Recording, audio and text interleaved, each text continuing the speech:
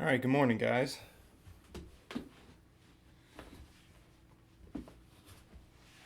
Who do we have in the chat so far? Or who, I should say, who do we have on the live stream so far?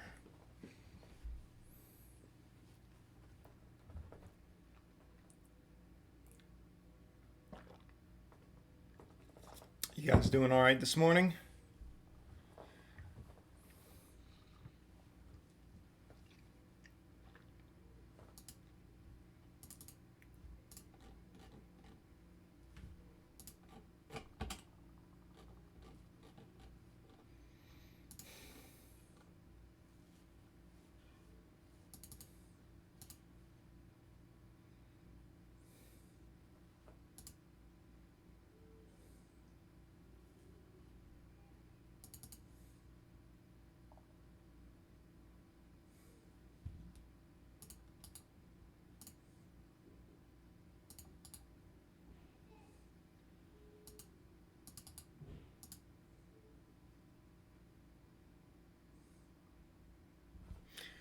Morning, work diver. Good to see you, man. Hope you're doing all right this morning. It's a brand new day, guys.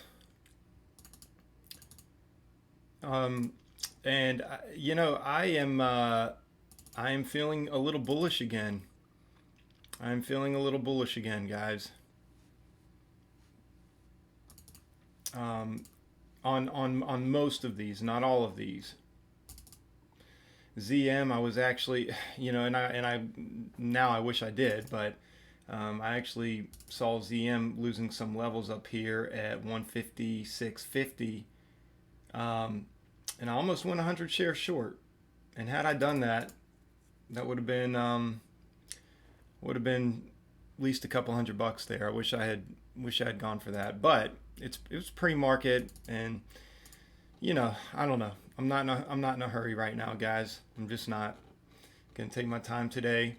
I think we could see some pullbacks on some of these stocks, but there has been, in doing a little bit of research last night, there has been some divergence between the markets in general and then the tech sector. So the tech sector has actually been doing pretty well the last few days, and so I don't know. I think that might have something to do with why Roku, for example, was just so bullish yesterday. It continued to remain bullish, and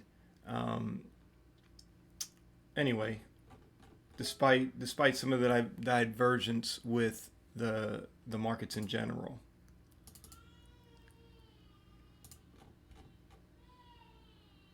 But let's see. So anyway, SPY, as you can see, marked out this purple line. This is the December 2018 lows. And this is the hourly trend here. As a matter of fact, if I bring up my trading view chart, this might, well, can I get it down there? So this is the SPY, and this is the hourly uptrend since basically, March 4th? Yeah. This is the hourly trend. Bears have remained in full control, okay? And I think it's possible that we start breaking this. Now, this does not show pre-market or post-market data. So as you can see in hold on a second.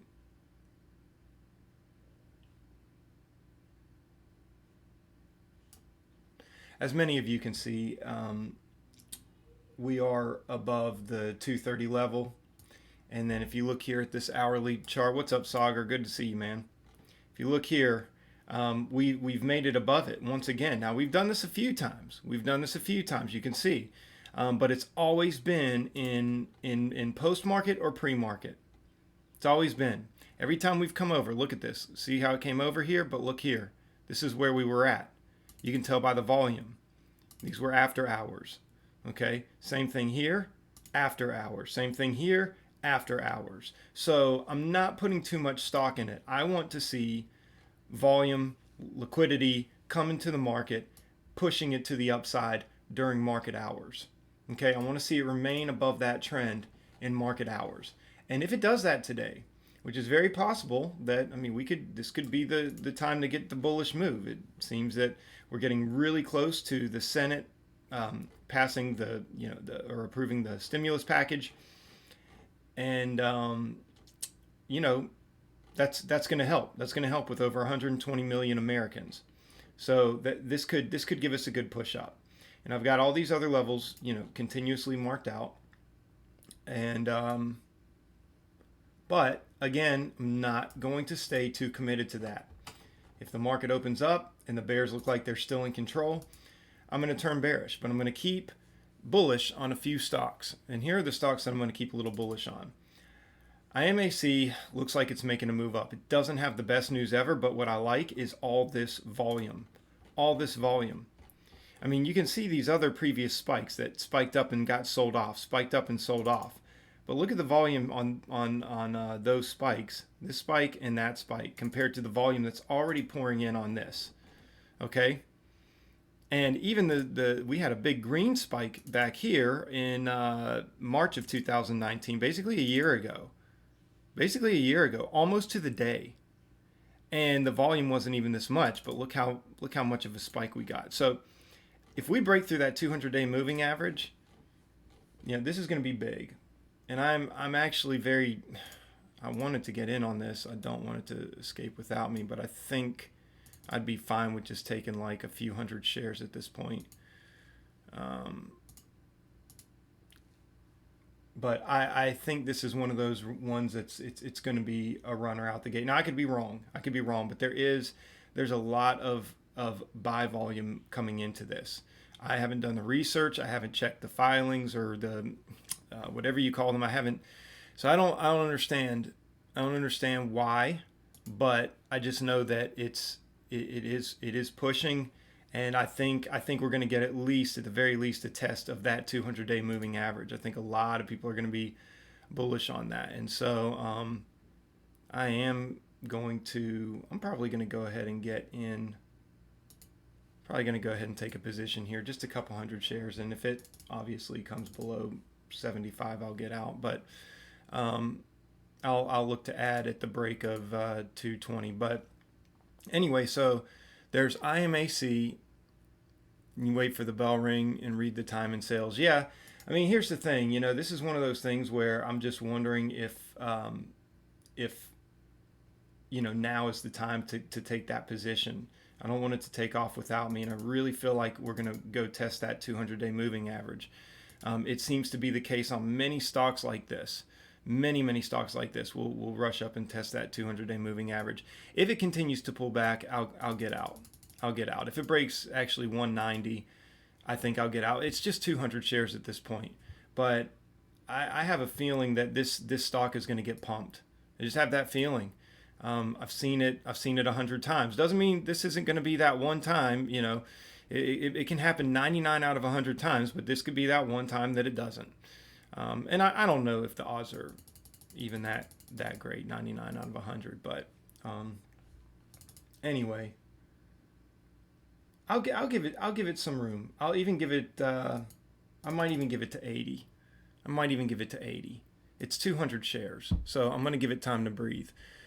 Flip says iMac News launches new telehealth options to maintain consistent communications. Yes, with active care patients choosing to shelter in place. Yes, so it's not like the most, it's not the biggest deal, okay, but it's big enough. And the thing is again, I'm coming back to the technicals because I think this is one of those stocks that definitely demands a technical approach. Again, we've broken through the 50-day moving average, the 100-day moving average. There's so much buy volume on this, and again, comparing all the volume bars to the history of this stock, as far as buy volume and whatnot, it looks really good. It looks really good, and I don't know if somebody has come in here and scooped up a bunch of shares and they're going to wait for this thing to skyrocket and then they're going to dump it on everybody. I don't know, but to me, it's worth taking a couple hundred shares right now. I mean, if I lose $40, I lose $40. But anyway, I don't want to stay stuck on that too long. Sauger says iMac and Acre out of the gates. Work, I'll wait for a pattern. Yeah, let me check work while you've got that called out here. Is there any news on that, Sauger? I can look that up actually. Let's see here. So work, Slack Technologies. Yeah, okay. So let's see here.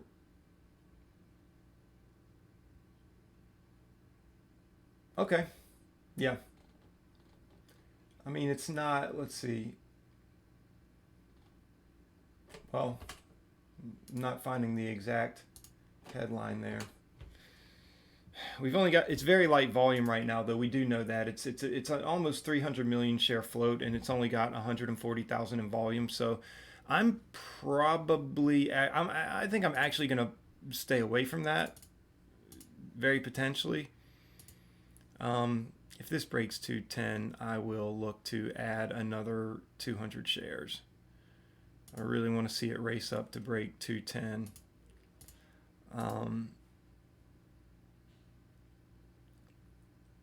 Because I think if it breaks 210,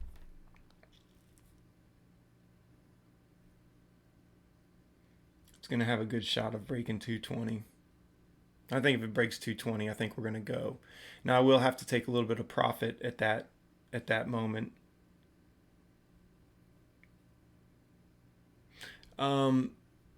iMac, yeah, yep, it is. Yeah, it's a small float, and we've almost run through the shares. Work is C everywhere. It's like Zoom. Yep, it's used by almost every company. Yep. Acre News, Acre Biosciences acquires license to coronavirus vaccine candidate from. Okay, we use it at our work too. Okay, cool. Good news, guys. Good news. Let me see. I'll look it up. Acre. I mean, that's significant volume. It did get a rejection off the 100 day, and it looks like it's going to get a rejection off the 50, but that's okay. That's okay. It could still make a recovery.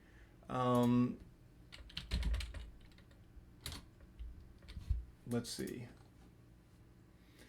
Acquires license to coronavirus vaccine candidate from, okay. And here's something I want to bring back into the conversation. I don't know which one of you guys were here to hear me say this when I was talking about this, but the tech sector, there's been a divergence.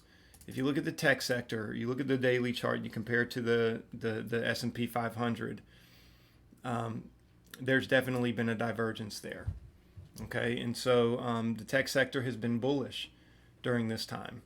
A little more bullish, I'll say. It hasn't broken it hasn't broken in favor of the bulls yet. So don't let me confuse you with that. Has not broken in favor to the bulls yet, but it is definitely going in the opposite direction. Okay, so here's another one real quick that I want to talk about. NVAX had some pretty good news on it. I forget exactly what was the man. It was a pretty big deal. Anyway, so I'm going to be looking to go long on that today.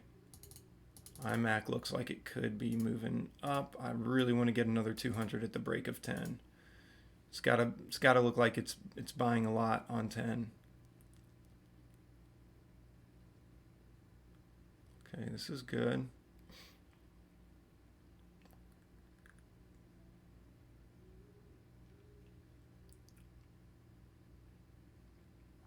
This is the thing I hate about pre-market is you can't put a stop in. It won't honor your stop. Here we go. Watching time and sales. I hope this isn't one of those ones where somebody just races in and just blows through all the orders and buys up tons of it. I hate it when that happens. But yeah, NVAX should be. I'm thinking is going to be good for a long today. Boeing seems to be doing pretty well. I do expect some kind of a pullback when the market opens, and I'm too distracted with this right now. I don't want to get stuck on this. So iMac, let me know when it hits 208 on the ask, and iMac, let me know when it hits 195 on the bid. Okay. Oh, there it is. Okay, I'm going to go ahead and get in. I got 400 shares at 205. Ugh. That was not impressive at all.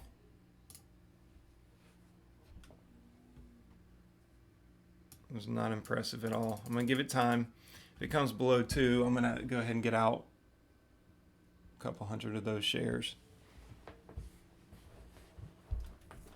I really want to see it. It's got to push up right now. I need to see a push up. If I don't see a push up, then yeah, come on.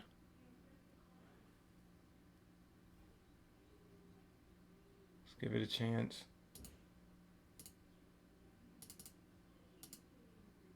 We are getting close to the bell, and I honestly, I won't want to sit on this. Let's just see if it can get a boost back up real quick. Okay. All right. Okay, so I'm going to take a little $38 loss there, but I'm going to continue to watch this out the gate. So, let's see. Acre has a gap to fill. Yes. Yes, it does.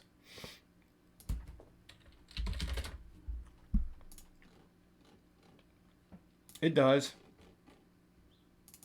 All the way up to 548. It does. It does. But it's had a lot of sell-off. So I don't know. I mean, we'll definitely keep it on watch. As a matter of fact, I would probably like to know if it breaks above 350. So I will go ahead and set an alert. So AKER, let me know if it gets above. Actually, I'll say 370. 370 on the ask. So that's what I'm going to do with that one. Okay, I can see iMac pulling back to this EMA. Now, it could fail. Let me see. There's no share. It's hard to borrow, so let's look at NVAX too. NVAX is not hard to borrow, so that's good. NVAX, if you look at the daily chart, I mean, we break these levels. Talk about a gap to fill. I mean, it's not really, but I mean, there's definitely room for it to move up. Definitely room for it to move up. So, definitely going to want to watch this one out the gates. Boeing, again, I would look for some kind of a pullback. I am going to be watching the SPY. I'm going to be careful about jumping in this too quickly. But the great thing about Boeing is, 100 shares can do a lot of damage. 100 shares can move really far in your favor. So, ZM, I'm going to take my time in on. AYTU is still a potential. It, has a similar chart as NVAX. So I think AYTU, I want to know if it gets over 220. 220 on the ask. Add there. Otherwise, yeah, I mean, iMac, NVAX are probably going to be my top two. I'll actually move iMac up.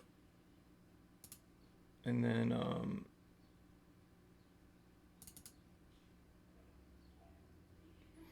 Boeing, and then Roku. These are basically the four that I'm watching today. I'll also keep ZM. I think I would want to know.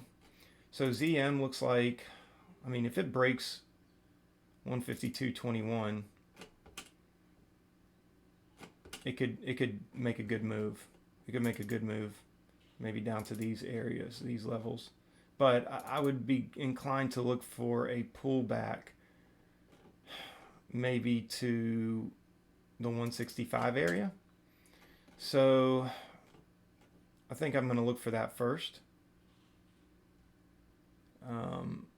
So I will set an alert for ZM.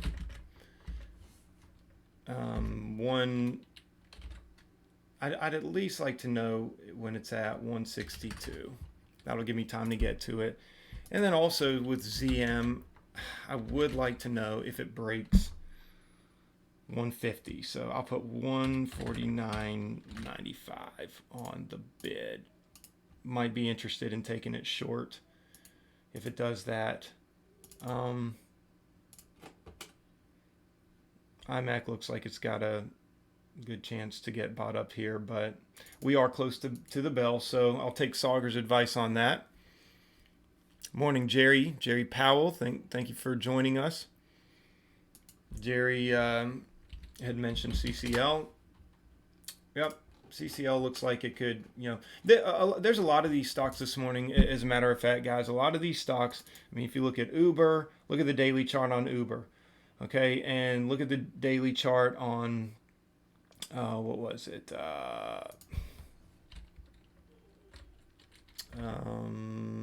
Well, it might have been Roku. Yeah, it's very similar. Very similar.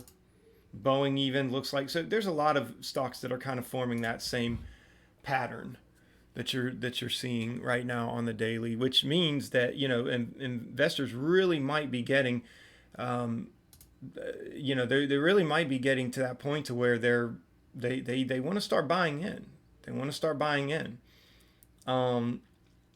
There was, let's see, where was it?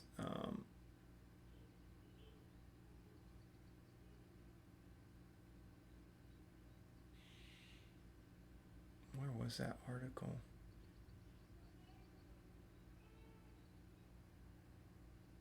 Dow futures surge as Wall Street holds out hope for coronavirus.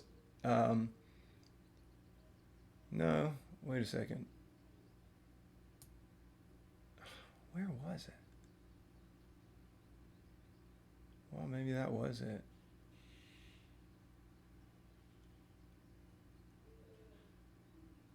So, I don't know. I read something, and I can't.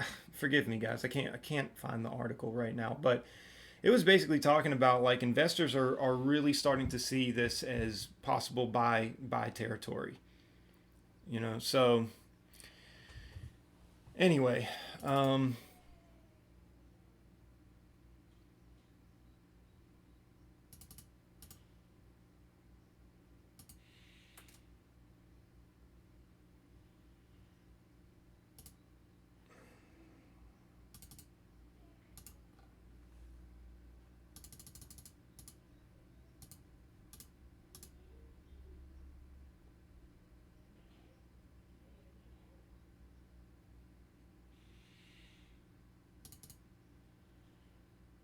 I may jump in on this again. This is looking pretty darn bullish.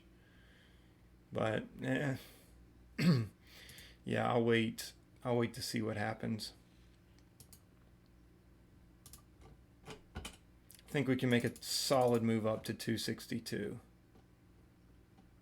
It's right there at the 200-day simple moving average.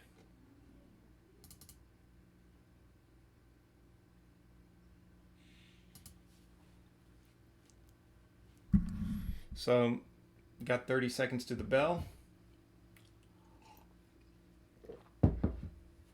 Matter of fact, I'm going to go ahead and put in an order to pick up a couple hundred shares at 210.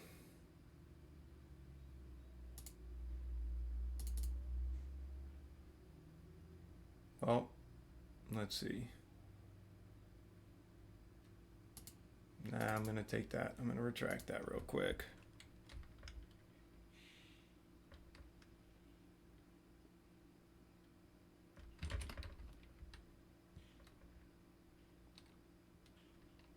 See?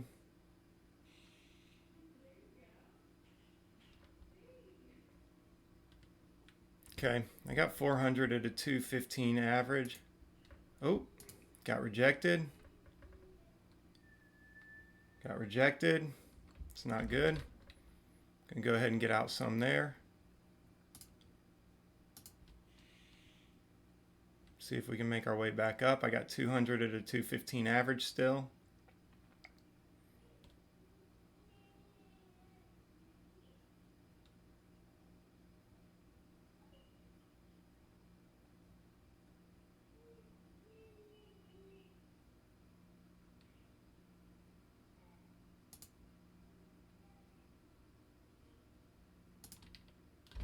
Okay, coming out of that one for right now. Looking at NVAX, looking at Roku, looking at Boeing. Boeing does not look extremely strong right now. SPY's suffering a pullback.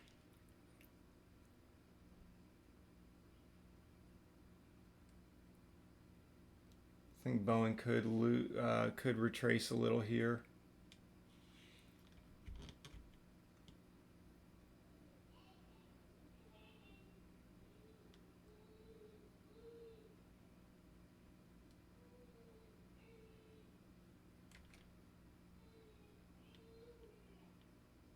SPY looks like it could push.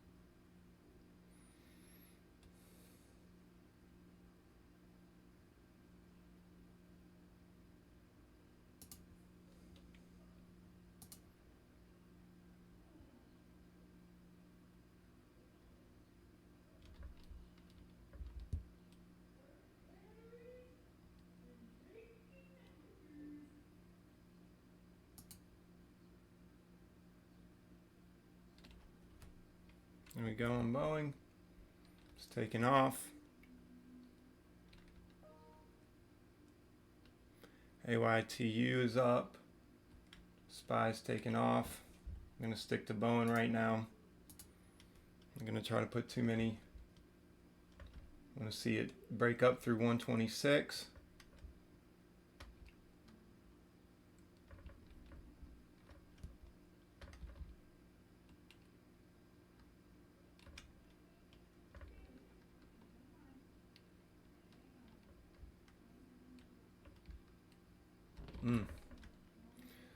Okay, coming out of that, I'm going to wait to see a greater move up. Boeing's pulling back. SPY's still pushing.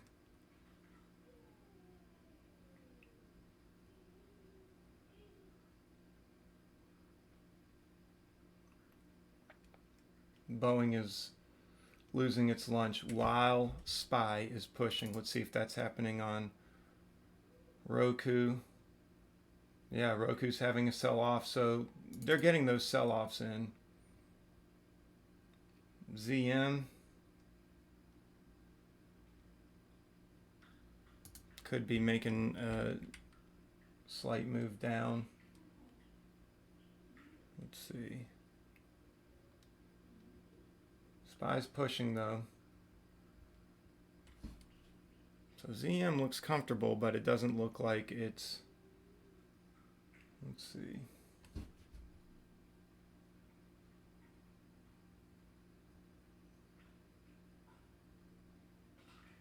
Okay, it's coming up a little. Roku's coming up a little. Boeing is still getting hammered a little.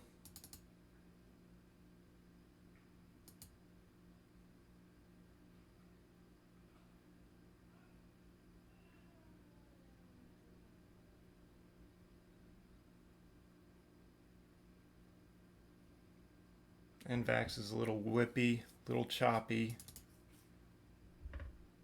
Let's look here again. See what we're looking at.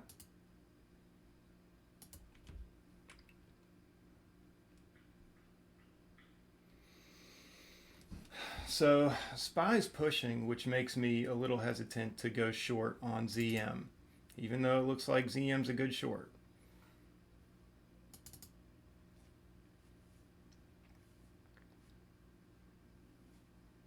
So these stocks are coming down.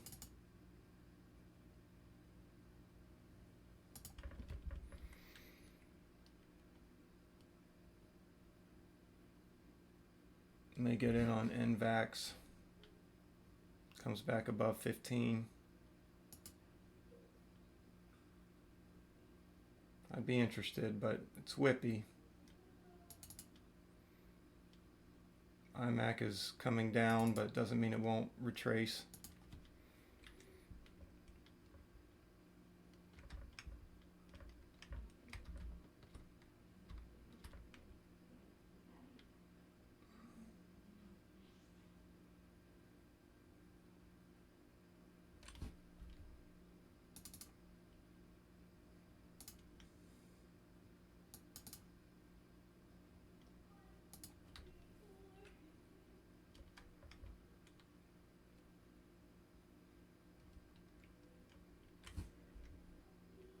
Missed my order.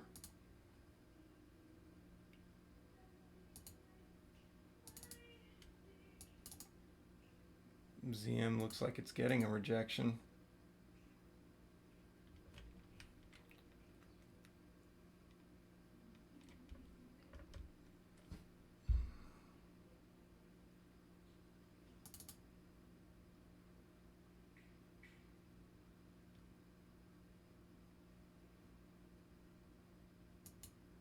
Okay, I'm going to jump in ZM. Looks like it's going to at least make a move down here to the 145 areas. SPY's pulling back right now, so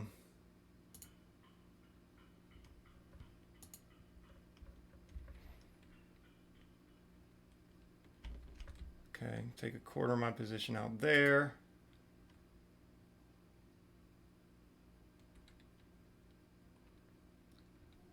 Come out half here, just in case. We got 19 shares left at 148.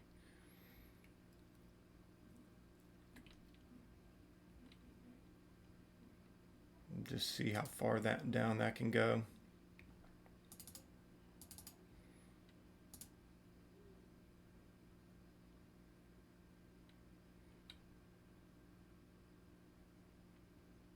Let's just see how far down that can go.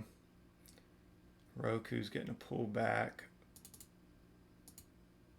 So we are testing 145.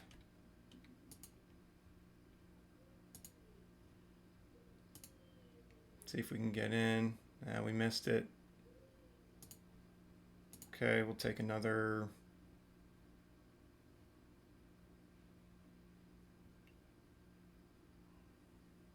Take another half here. So we got 10 left on ZM. I mean, it's not much, guys, but got us out of the hole that we buried ourselves in on IMAC.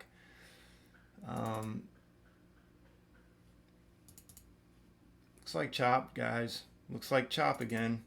So, going to be careful. Going to be careful on all of this.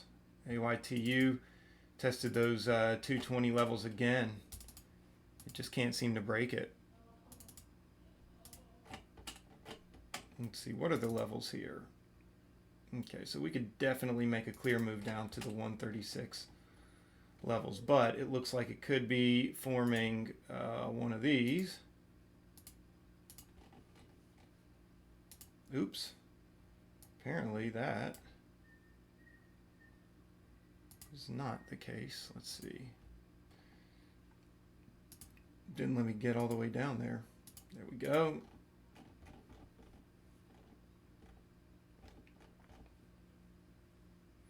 May build a position 20 shares at a time. So we'll do that. So we got 30 at 146.98. So it comes above, let's say 146.98.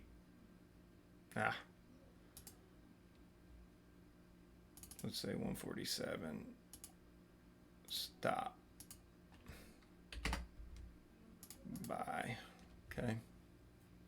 We'll get out if we have to. And then we'll just add back in a minute.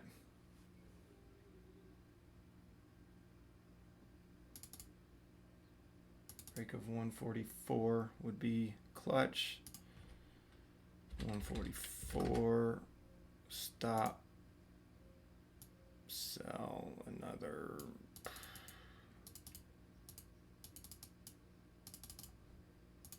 Where was it? 27.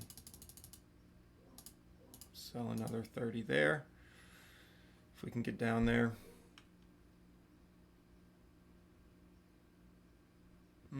We'll do 20 actually.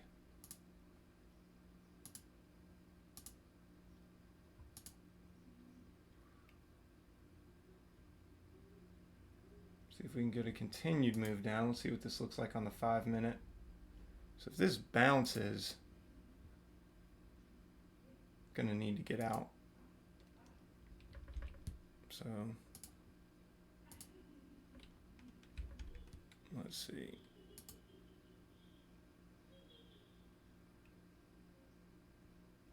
Okay, and it looks like it's bouncing. So I'm not going to let this come against me.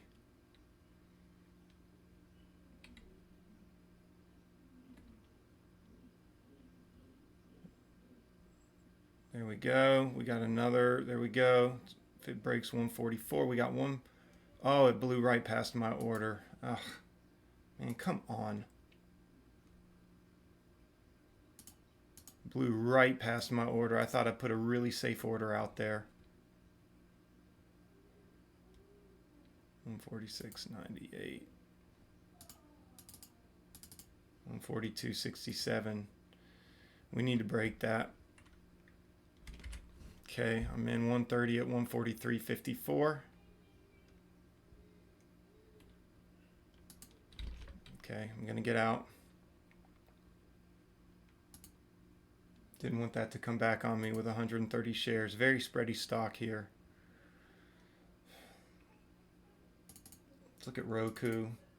Let's look at Boeing, NVAX, iMac. iMac's probably done. So bad call on that on my part. But I'm not going to say that for sure. I think iMac is one of those stocks. I think it could really, it's one of those stocks that could look like it's done and then come back later. I still feel very, very bullish about that one, but I'm not going to get in. And obviously it's being halted on the way down, so I don't think anybody's going to want to get in.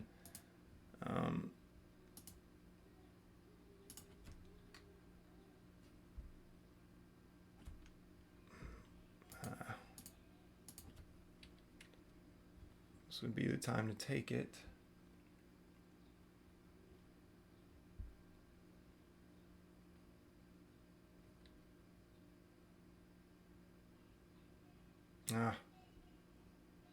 Struggling at 142. But I don't know, guys. All right, I'm not going to mess with ZM for right now. Going to see what happens with it. Man, I wish it had not blown through that previous order. I wish it had caught that order. All right. Morning, Yoni B. Good to see you, man. Sagar, yeah, same. Chop, man. AKER. Let's look at AKER. I did set an alert on AKER. I want it to alert me when it hits 350, but yeah, it's recovered. It's recovered VWAP and the 9 moving average, so this could be good. Here, I'll get in there. Let's see. See if we get that push up. 27.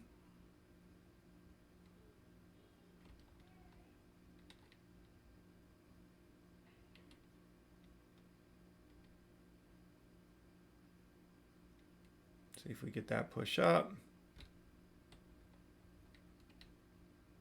Okay, got to get out. Got to get out. Man, that was looking really good though. That really was. That was looking really good. I just got a bad entry. So good call, Sauger. Good call, man. I just got a bad entry on it.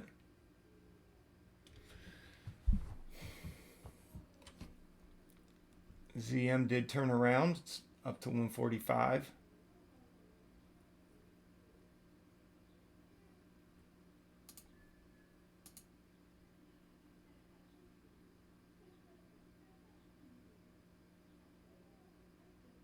Yeah, as it was jumping up, I tried to get in it. I don't know if it was like 315. Next thing I know, it jumped up to almost 330. Look, I bought at 327, so that just got a late fill on that. So no worries.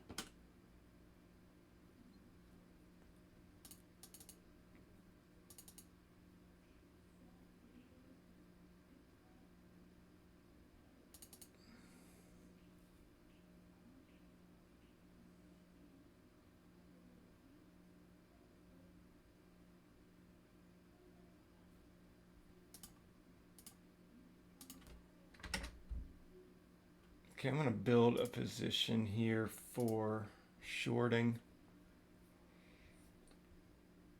This could be a VWAP rejection, and we could be getting a VWAP rejection on the SPY right now as well.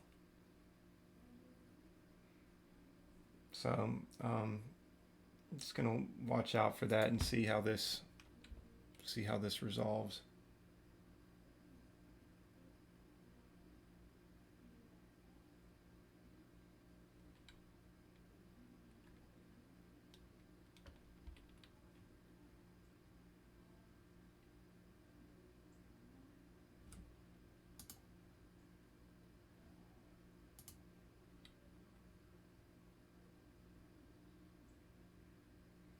I'm going to give this time to work out.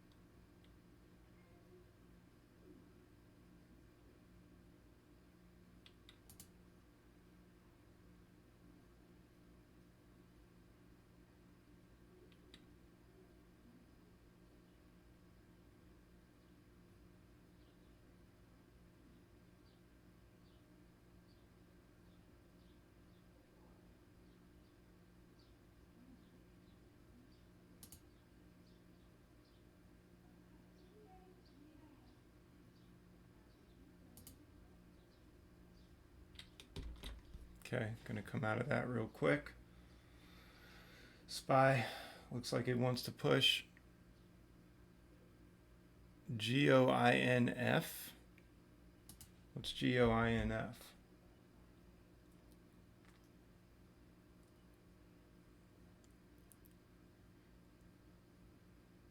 Oh, going up. IMAC halted going up. Okay. Yeah, I think IMAC is still a potential winner today.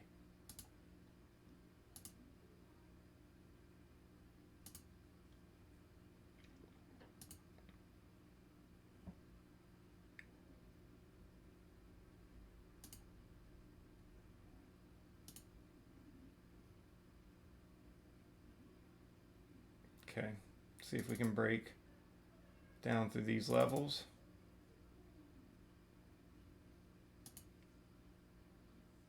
Oh, come on.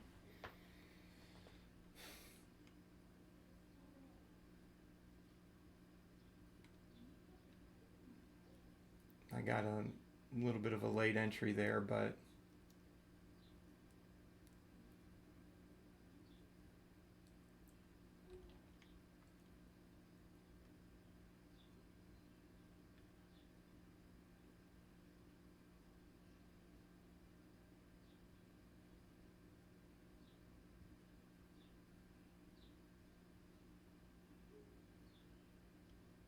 it has to come down here or I got to get out.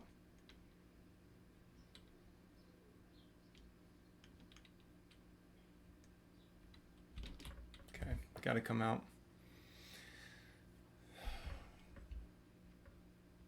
I'm actually turning bullish on this.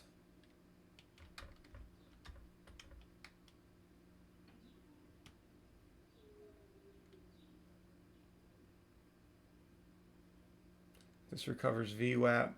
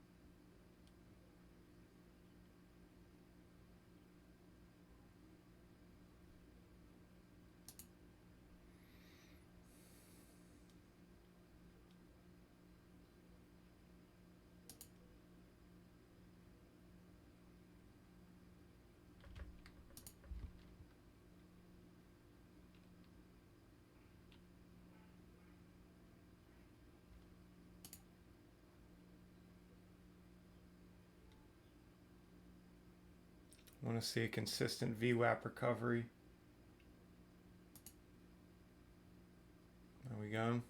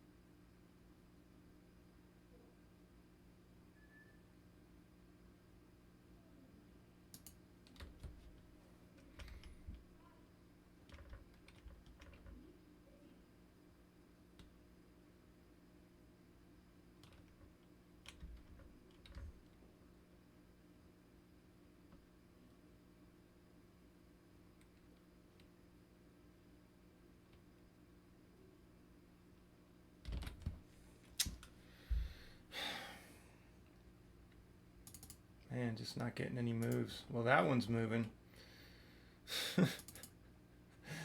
That one's going.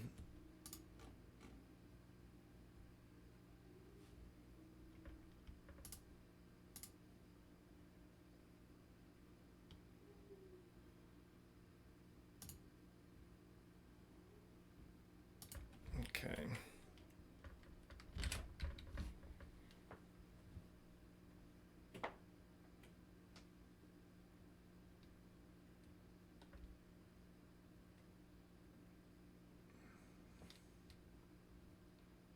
It's holding VWAP. 2396.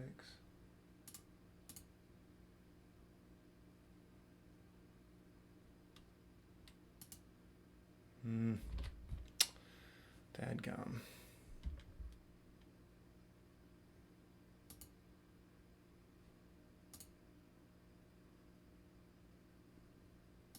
Okay, Roku's going up. ZM still struggling.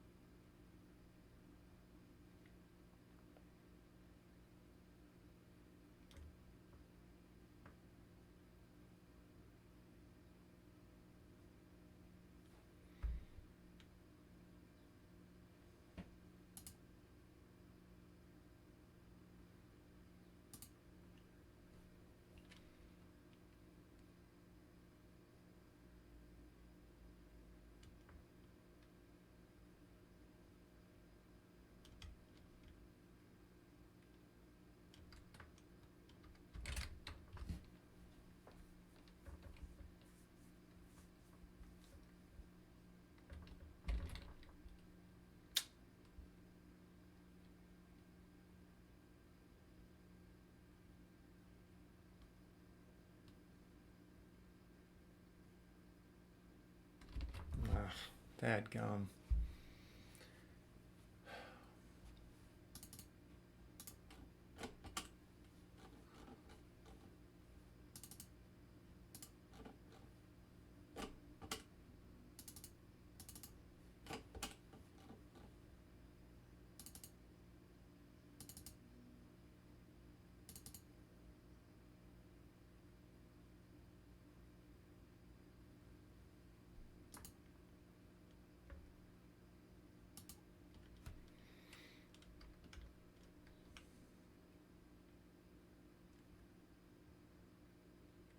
See where this 5-minute candle ends. Yeah.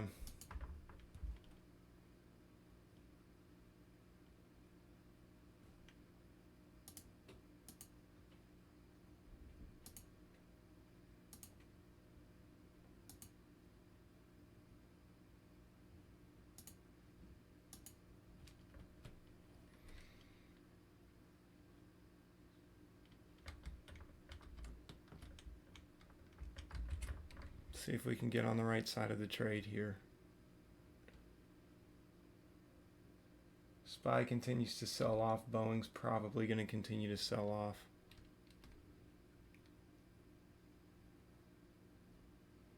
But if we get a close above that 20 EMA, that will be good.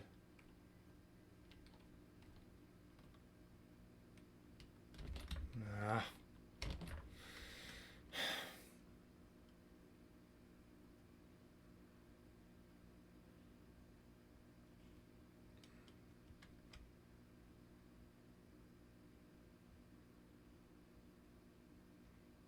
Keep trying to call the pullback.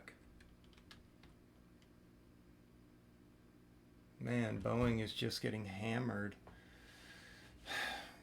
SPY's holding on though, so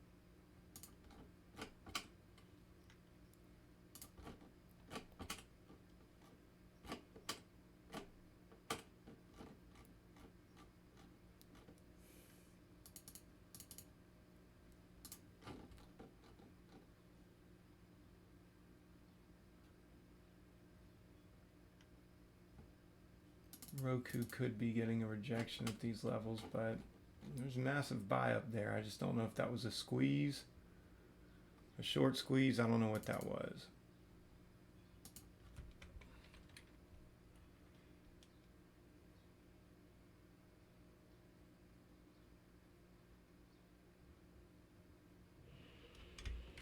Okay, I'm going to go short here on Boeing. See how long we can hold this.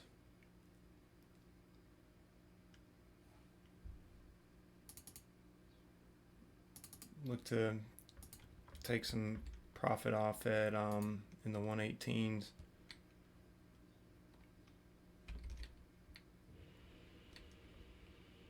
Okay.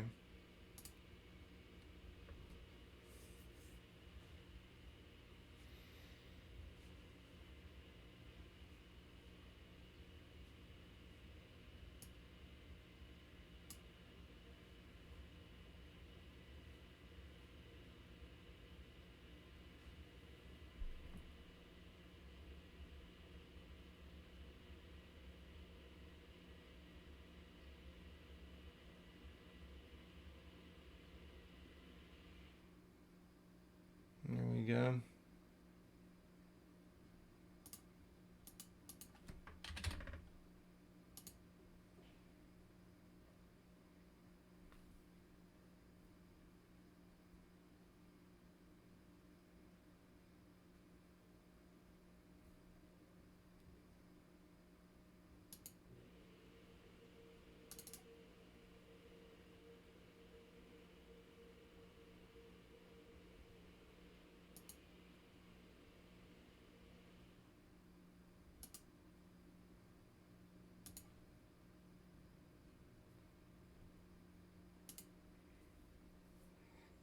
Okay, coming out. SPY's pushing. See if Roku's following suit. Roku's not really doing much with it.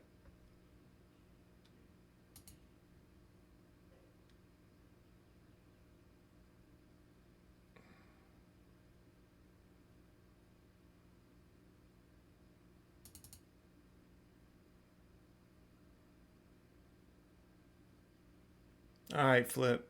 Okay. Cool. Good luck with that, man.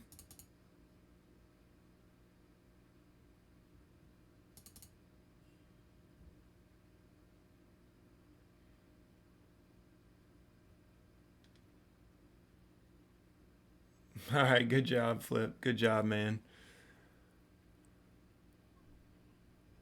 Yeah. Yeah. I'm Yoni B. I'm looking at taking taking Boeing long again. Just again, depending on. Let's see, this might be a good place for a reversal actually. But if it pushes 118.17, I would have to get out. So let's see. Oh, there it is. Got the break on it. So we'll give it a little more time to come down to these levels.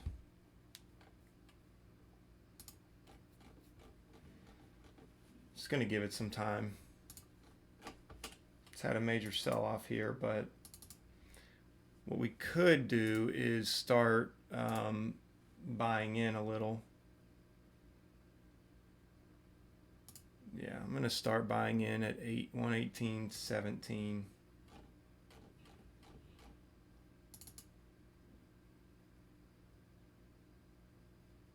Okay, I'm going to pull that off. Pull that off the table there.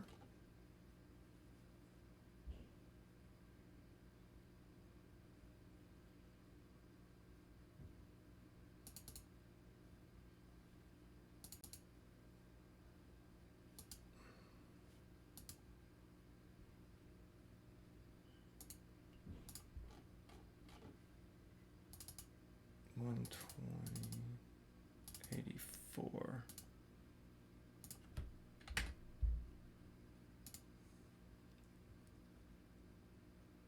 I'm going to try to get a quick short. Yeah, left without me too. So Look at Roku. Roku's making a push up against these levels again. This might be a good time to get in on Roku just to see if it rejects these levels. I mean, you could always get in right here and then just take a stop at the break of 98, take a $60 loss or whatever. But the way Roku operated yesterday, it would pop up through the highs and then draw back. So I don't know if I would trust that, honestly.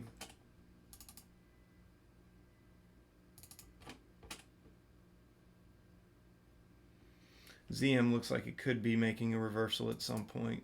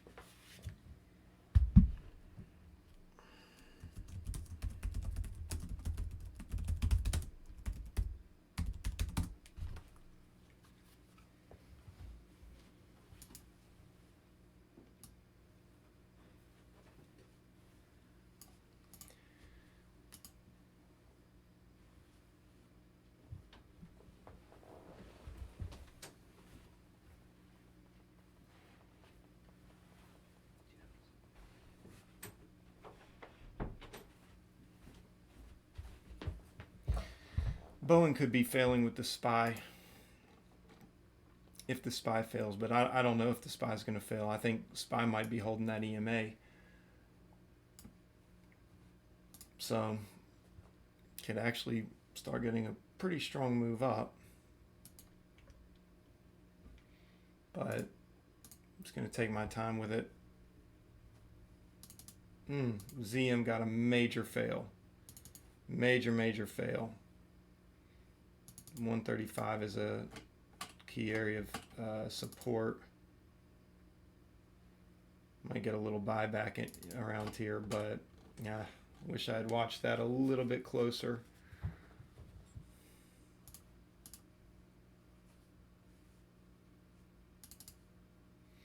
So I think there will be a retest in here.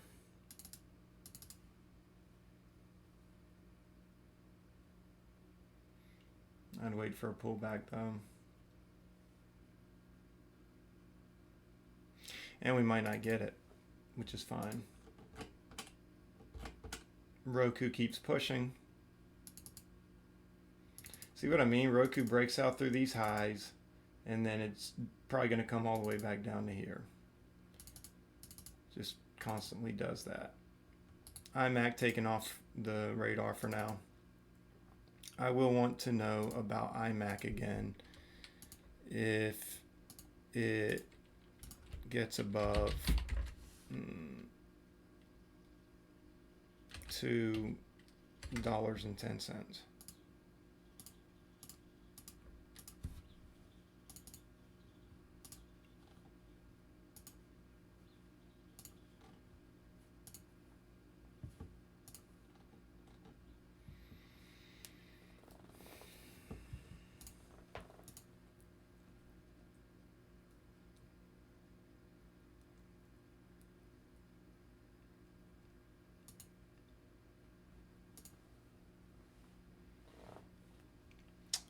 Yeah, I've still got an alert left on AKER Sagar. Still got an alert there to go off if it hits 360. I mean, I'd want to know really at this point if it broke 339. I mean, because otherwise this could just come up and just make a lower high, you know, and then just continue to reject. But Acre still, I mean, I guess it still could be a good buy. Let me see. So I'm going to delete that, and I'm going to make this for, 320. I want to know about it if it gets up to 320. Just because then I can look for the break of 340, 339 to be exact. Yeah, look at Roku. Look at Roku. Roku's just a breakout, fake out stock all day long, guys. Very annoying.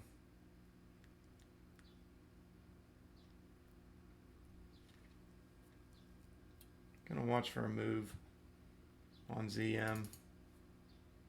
AYTU failing.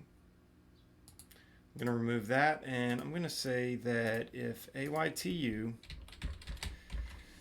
gets above 210, I want to know about it. Otherwise, don't want to know about it. Still a chop fest, guys. Still a chop fest. Waiting to see what SPY does. Down 151 on the day, unfortunately. Can't catch a break, guys. Cannot catch a break in this market. This market has got my number. It's got my number. But it's okay.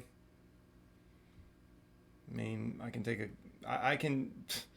we can do this all week, you know, and it'll hurt, but it won't be devastating.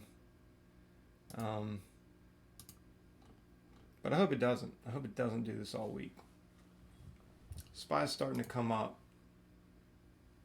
So if we can get a breakout on SPY, I'll consider going long on Boeing.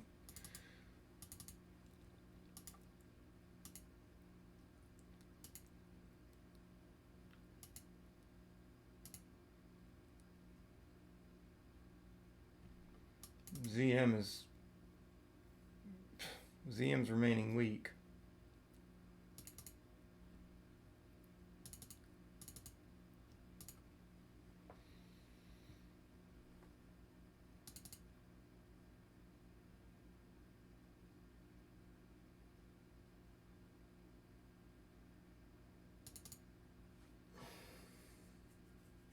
SPY's wanting to push. There's a key level I marked out here, and SPY is really trying to break out through it. So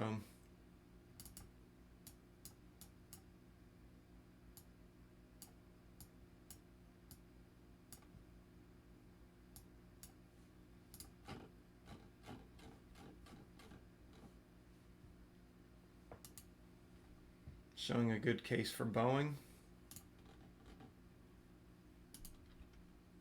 See if Boeing gets a little bit of a pullback. I'm going to go ahead and feel pretty good about adding or taking 50 shares there. See if we can get a breakout. So 123.30, yeah. So Boeing's getting a trend line rejection while SPY is breaking out. I'm hoping that SPY can influence Boeing for a trend line breakthrough. We'll find out. And well, let's see, 123.99. Stop. Buy. Another 50 there. I'll try to let it ride as long as I can. So, man, this is really weird. I mean, I would normally take a trend line rejection like this. I would normally go short here. But with how strong the SPY is, it seemed logical to, man, I'll tell you what, this is what I'm talking about, guys. This is man, it's so hard to get a read on this market. It really is. It really is. I mean, this is the hardest. I tell you what. I mean, again, if SPY was normal, whatever, I would completely see this as a possible trend line rejection.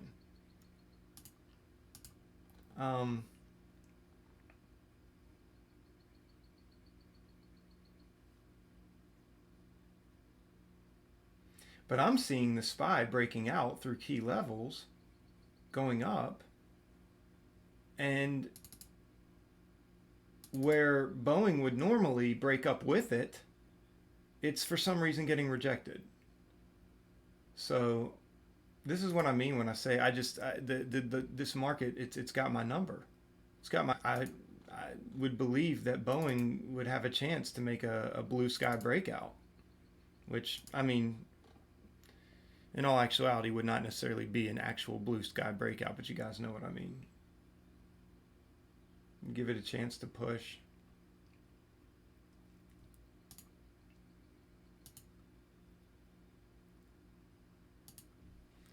So what I got to do now is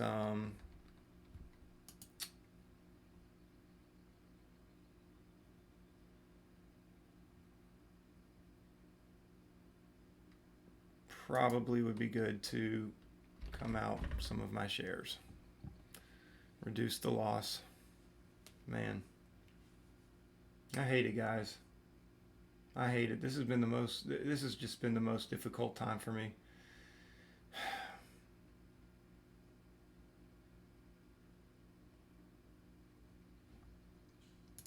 And right now I'm just trying to see if SPY can hold. SPY can hold. I will jump back in at 123.99. And I'll go for this trend line breakout. 123.75 is really where I ought to.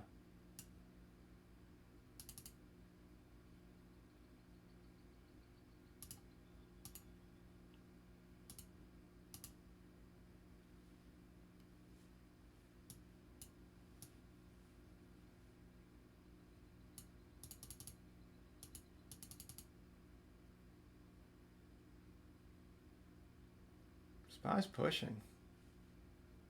SPY's pushing, guys.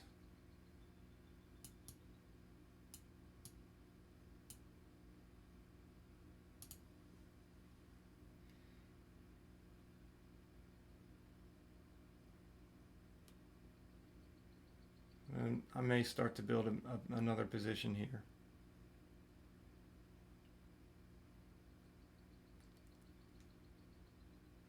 SPY's pushing. It's not super heavy, but I'll tell you what, if SPY busts through pre-market highs, there's definitely going to be something to brag about here.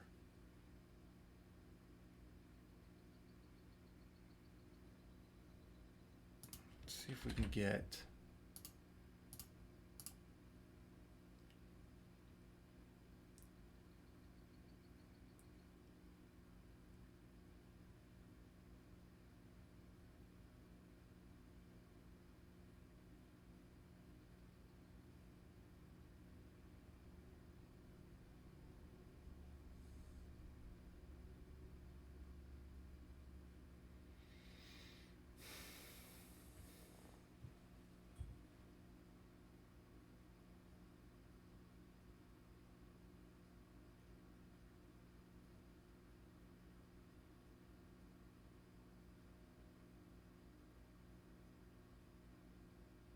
Work Diver says Tesla, nice chart, easy to read. I'll check that out. I'll check that out, Work Diver. Appreciate the heads up.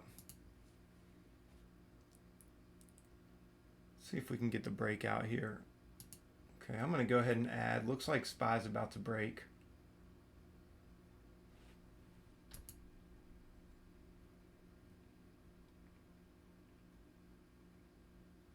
It's like SPY wants to break, but then it just doesn't.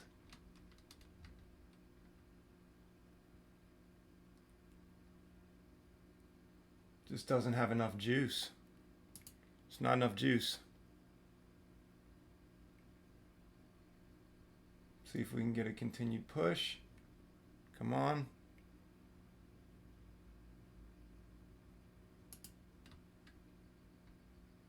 We're in 100 at 123.48. See how far we can take this. It's getting a trend line breakthrough. Going to try to be patient.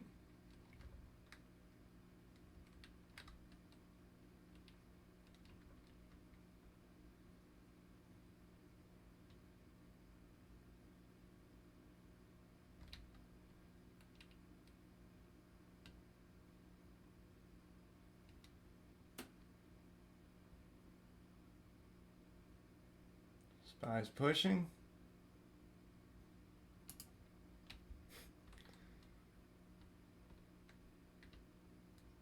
SPY's pushing. Boeing ought to be moving up.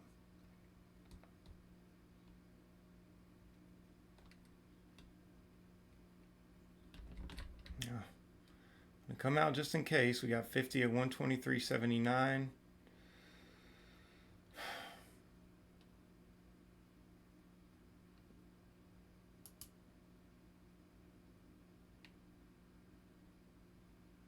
Really need to see a break here. Even broke the previous 5-minute candle. IMAC is back up to 210.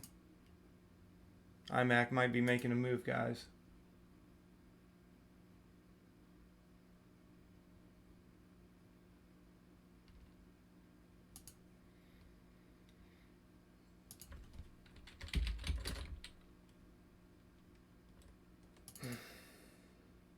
And it's halted.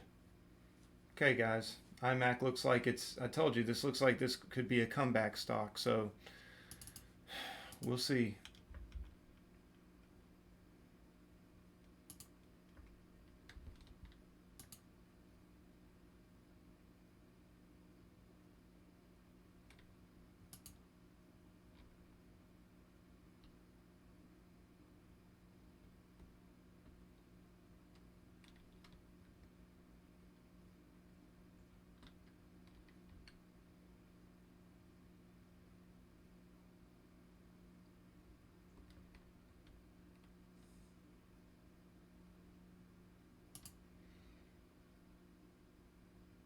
Need to get a good breakout here on Boeing.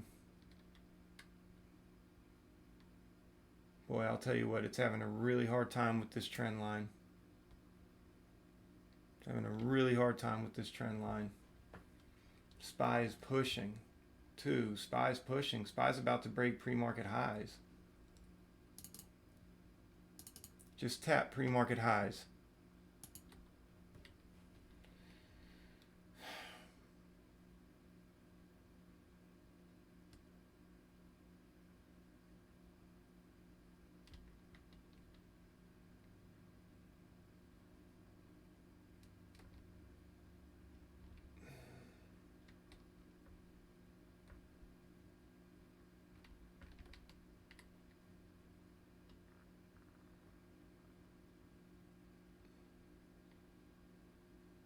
SPY's breaking. SPY's breaking. SPY just broke pre-market highs. Boeing ought to be getting bought up right now.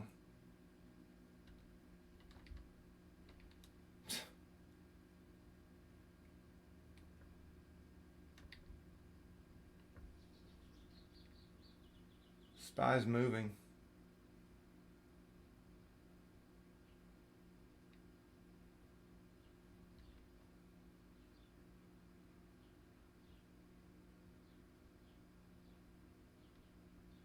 I have no clue what's happening right now. I have no clue why. This is just... This is ridiculous. It's teetering around these levels. It refuses to move.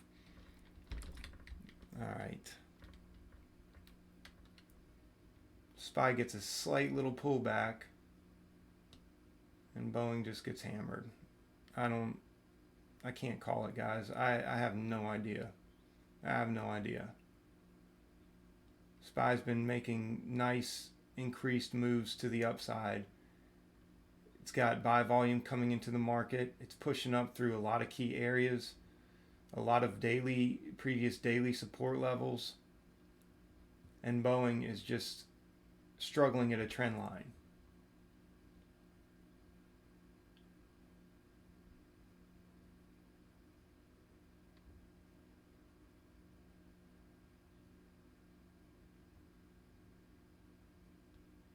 About the minute I go short on Boeing, it'll finally break out. And again, this is the frustrating part, because in any given day, in normal market conditions, this would easily be just a trend line rejection. But I'm watching SPY in this other window get bought up like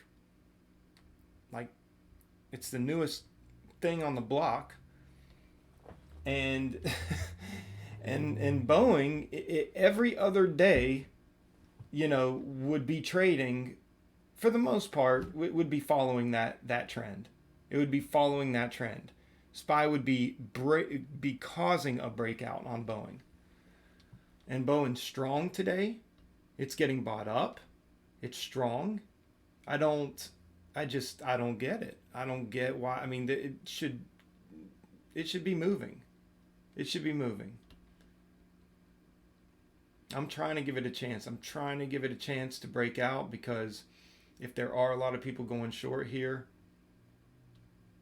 it's going to cause a massive squeeze.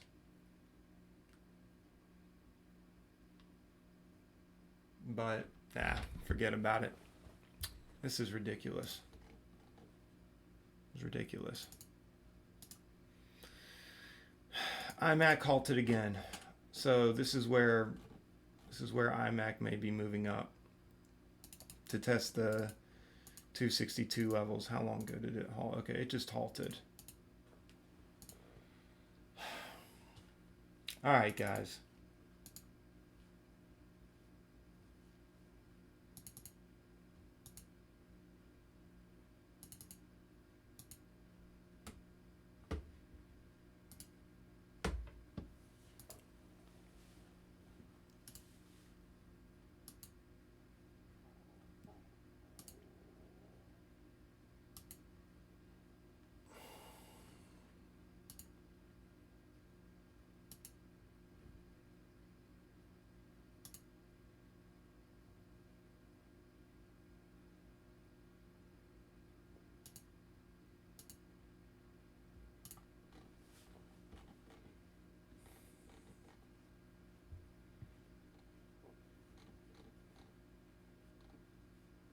SPY's breaking bullish though. I mean, I don't think anybody can deny that. But it still has a little ways to go to prove itself.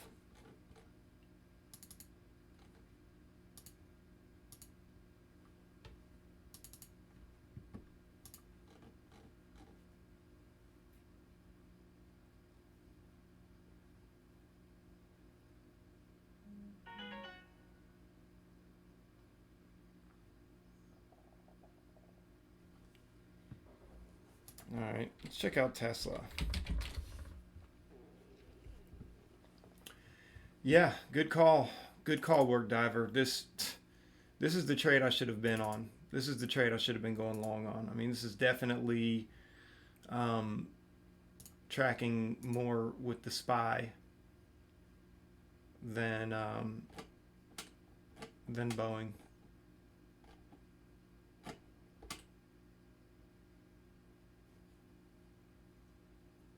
kind of want to wait to see what it does here.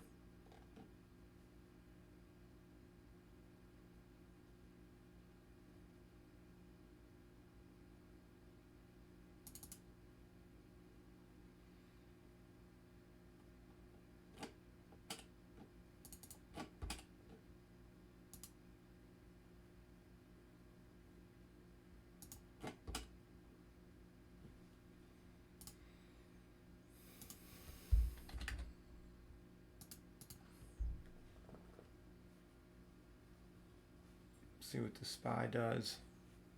May jump in on this one.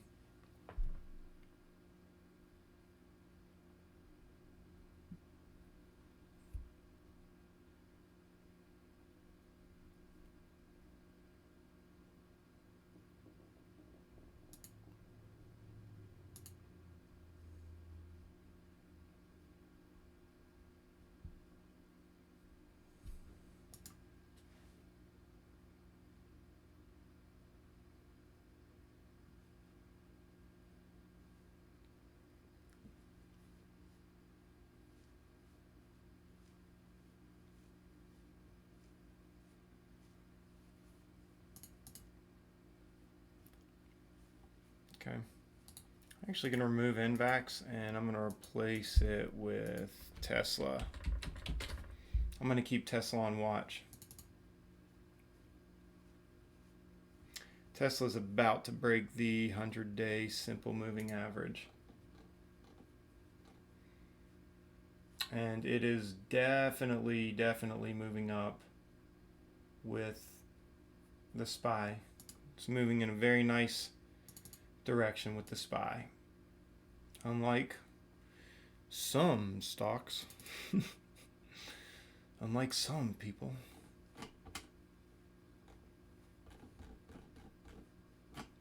Namely Boeing.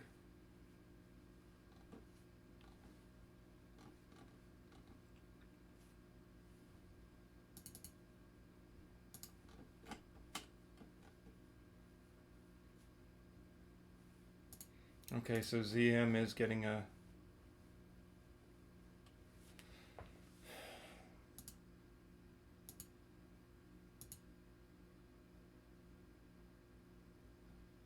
I should have gotten in here at the break of 136.80.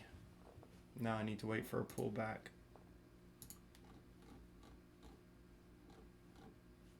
Now this looks like it's getting an EMA rejection. Where's the top? 139.25. So let's see.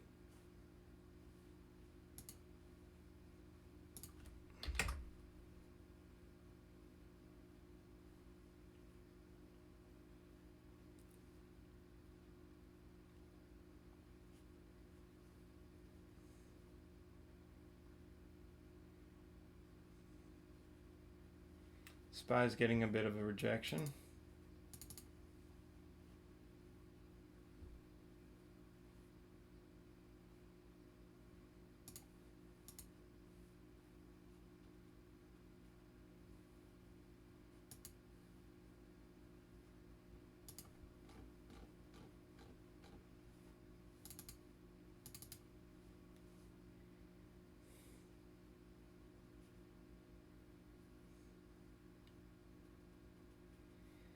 SPY's pooling.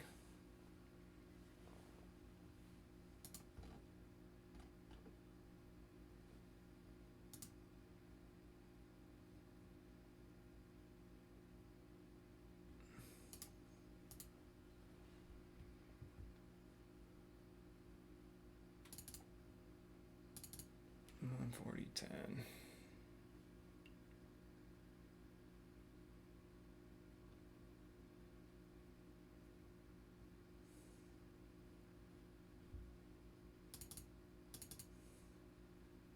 Okay.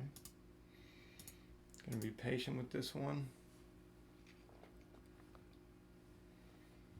Let's see if we can get a VWAP projection on this. See if it makes its way up to these levels. 141.91 is where I would look.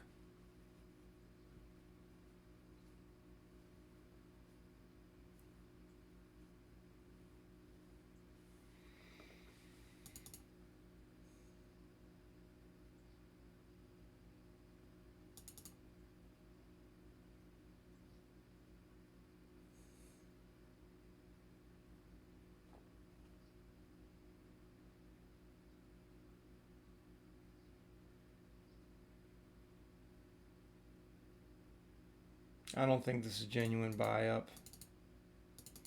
I think this is going to turn around.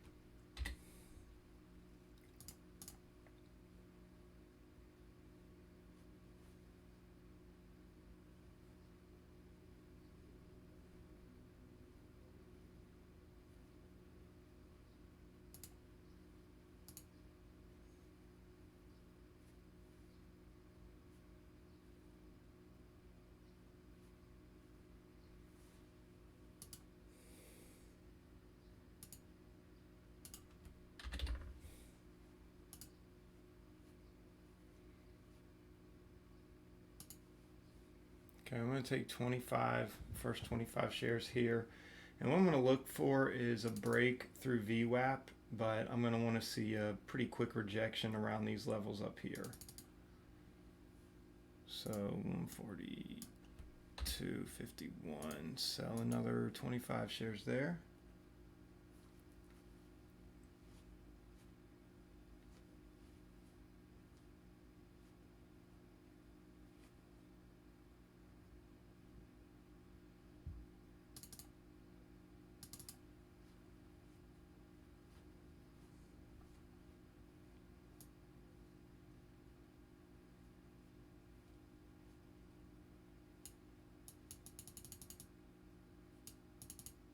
Now 143.41.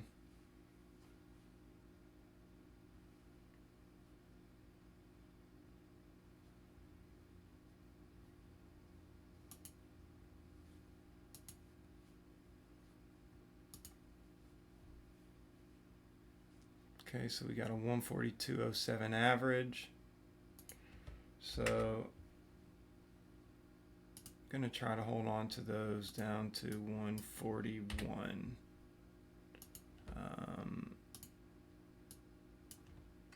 07. Okay, maybe actually, can we get a move down to 140.07?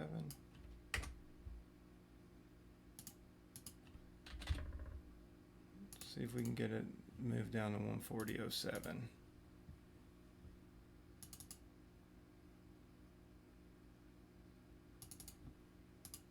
Then 139.07.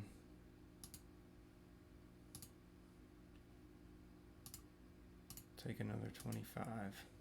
Come on. Let's get filled.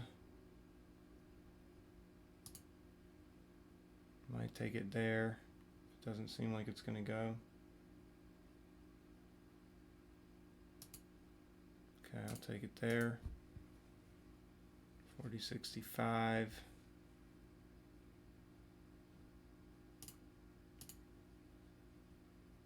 Well, let's see. 140.30. No, I'll keep it at 140.07 for now.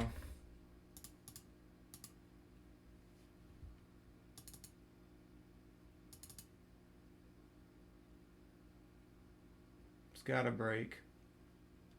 It's got to break down.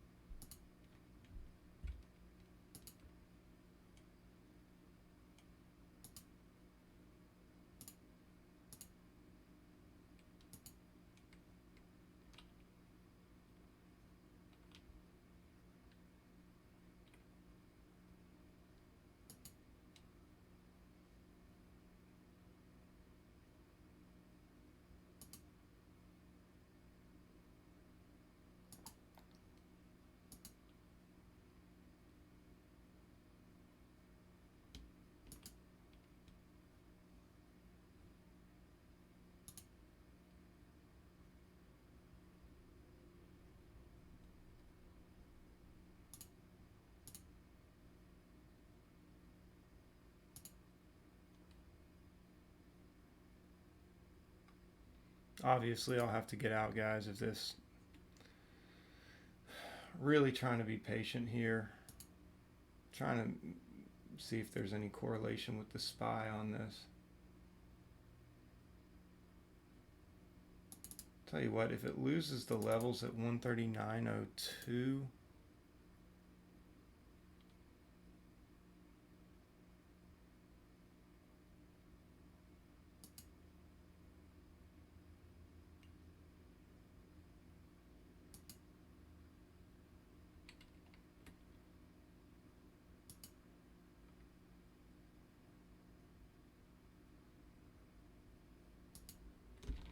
okay.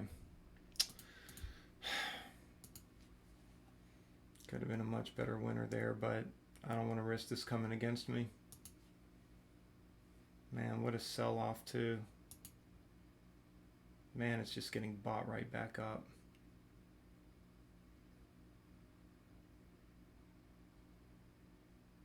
What a buy up on the 5-minute and the 15-minute.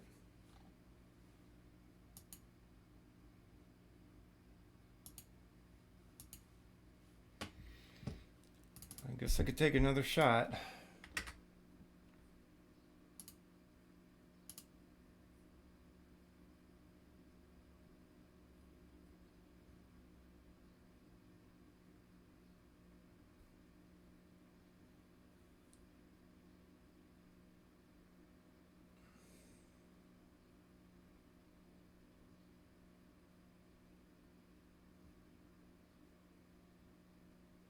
Make sure it doesn't have a VWAP breakthrough, because if we break through that VWAP, we're going to go, and I just don't want to risk it.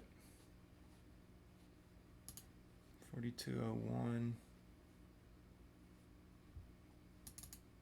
So if this fails, stop.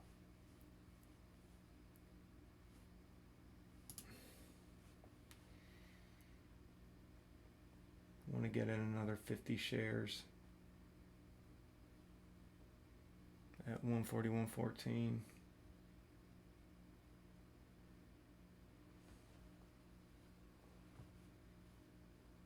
I think if it fails VWAP, that'll be enough of a, I mean, it's tapped it multiple times. If it can't break through it, but then it starts breaking down past 141.26. Oops. Might have missed that one.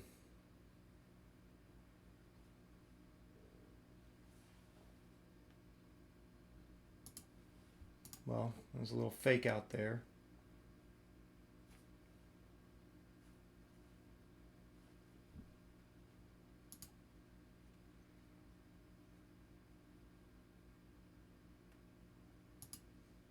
There we go. We're in. Oh, no, it passed me up.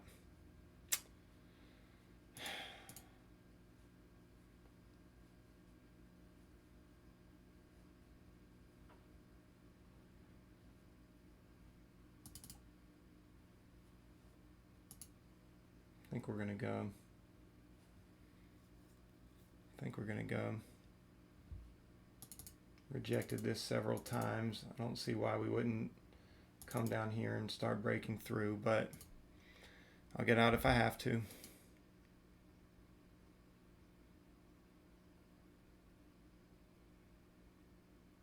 It's having a hard time breaking. Really want to see it get crushed here. Man, just keeps getting bought right back up there. It's not good news.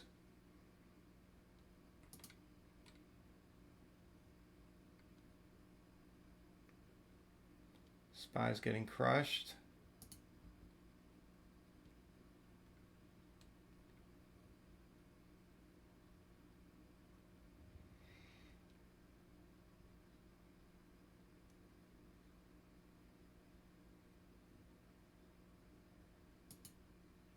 SPY's not, I don't know if I can say it's getting crushed, but it's not doing well.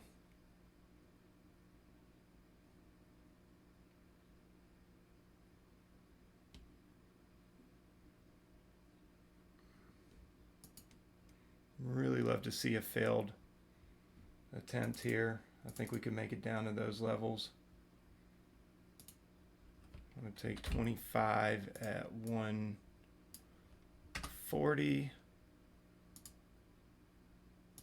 01 maybe, yeah.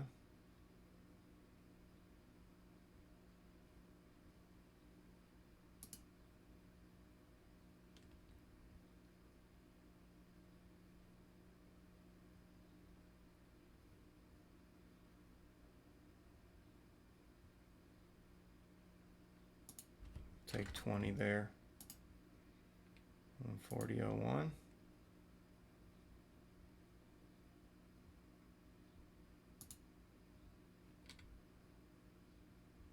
Man, it's having a really hard time, guys.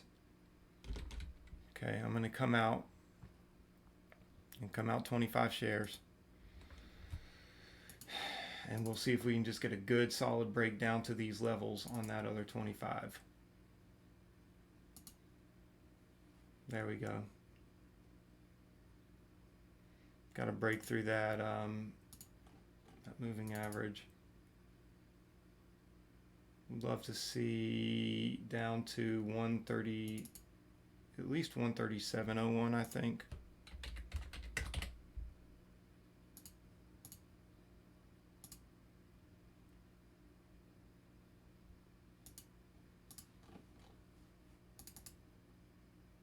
Breaks through 138.74.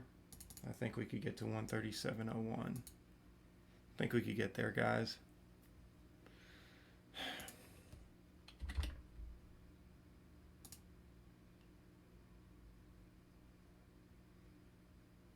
But I'll tell you what, it's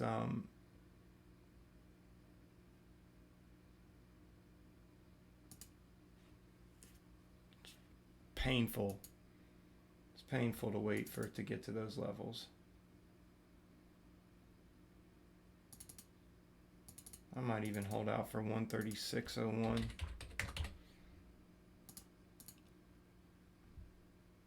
Really want to see a push down through 139.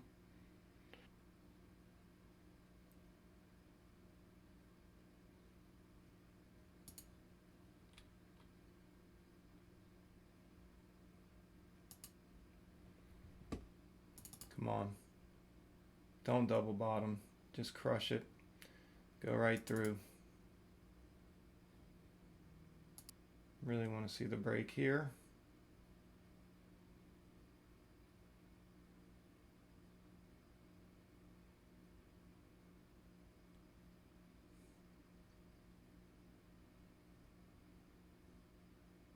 There we go.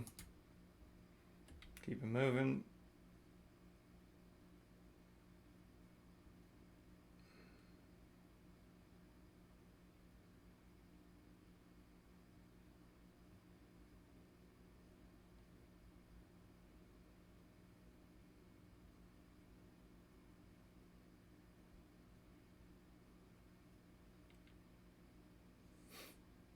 It's having such a hard time breaking through 139.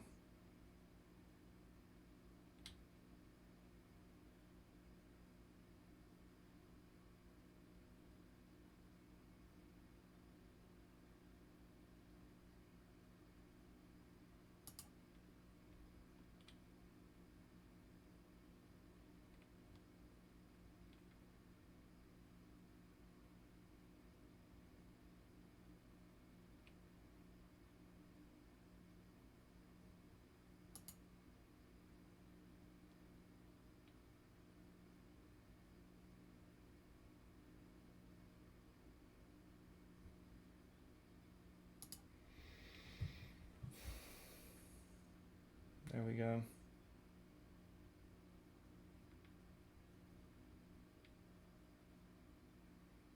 What's up, Flip?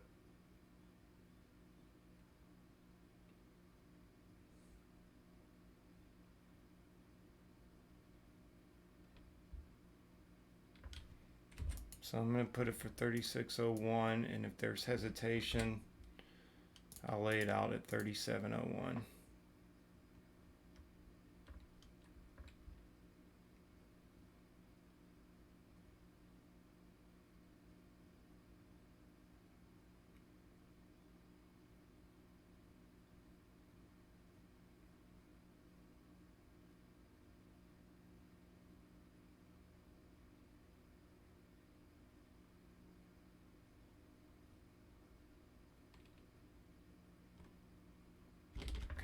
I'm going to take half there. Write out the other 13 shares for as long as they'll go. 141.01 is where, let's see, 2 minute, 5 minute. I don't know why this is taking so long. Let's see, 140.64. So if this comes back above,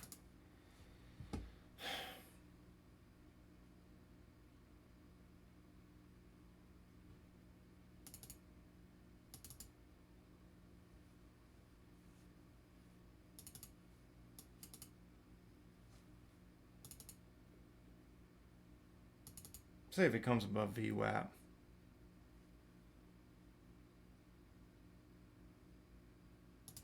So 140, stop, buy, get on to something else over here.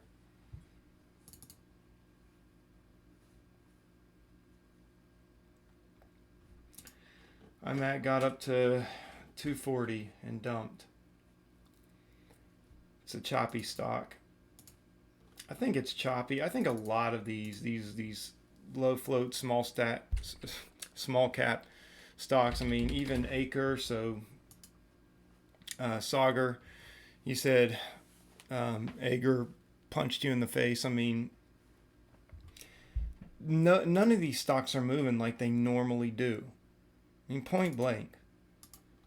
You know, they get bought up then sold off, bought up then sold off. I think people have lost so much money in this market, and they've been faked out so many times by this market that they're all hesitant. Everybody's hesitant. Everybody. I mean, it's essentially what you're dealing with right now is a lot of hesitation. This is what hesitation looks like. When you sit down and you take out a piece of paper and you draw hesitation, this is what you would draw. It's choppy. It's choppy. It's ridiculous. It's ridiculous. It's choppy. And I mean, it's just made things extremely difficult. I know for myself, and I probably speak on behalf of all traders when I say that, but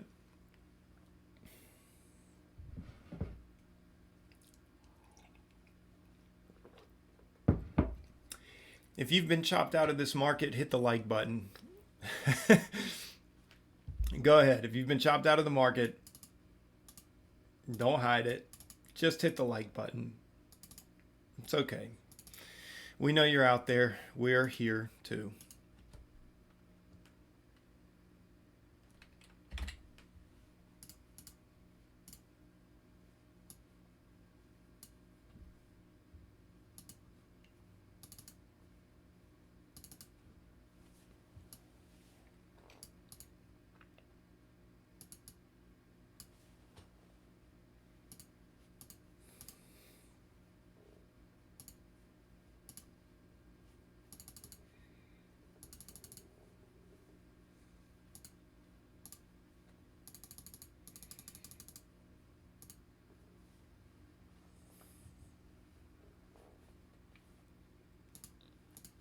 Try to pick up a few more here if I can.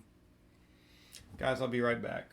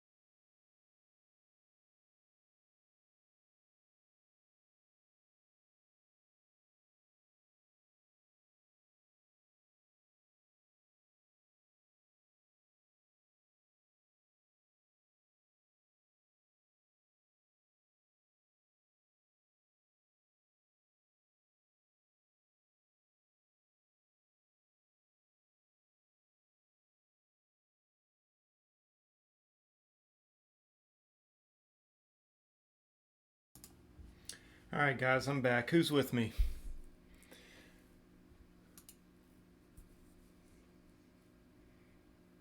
You guys still here?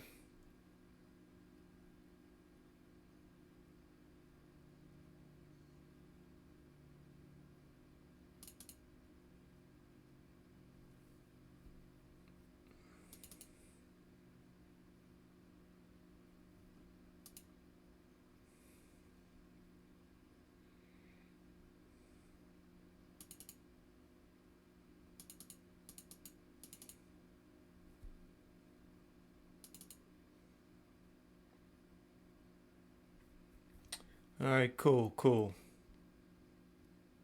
Glad to see you guys here. You got Work Diver, Flip Flop, Sauger, Yoni B.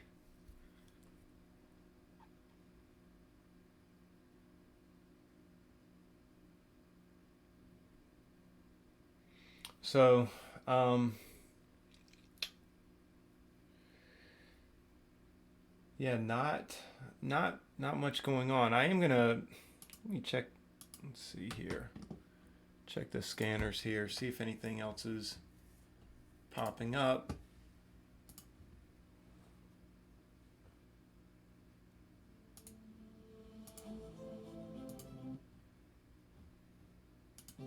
Hi, I'm John Carter. I'm the founder and What in the world? Okay.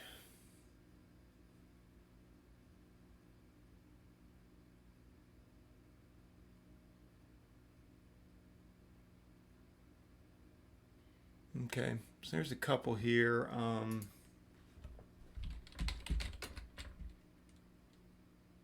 THMO. Thermogenetics. Okay, well this has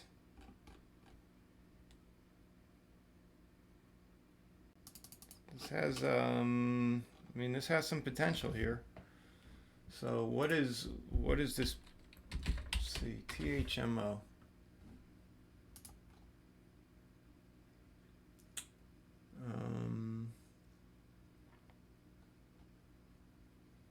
Announces 2019 year-end financial results and provides corporate update. Okay. All right. I don't know if that's enough. Let's see. And then CNSP. CNSP is another one. Nah, I don't know about that one. So THMO. Let's look back at this one.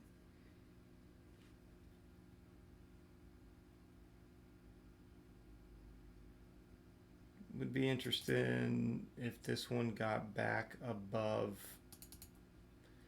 $7. So I will put this one on alert. THMO 6. Oops. Well, we'll say 685.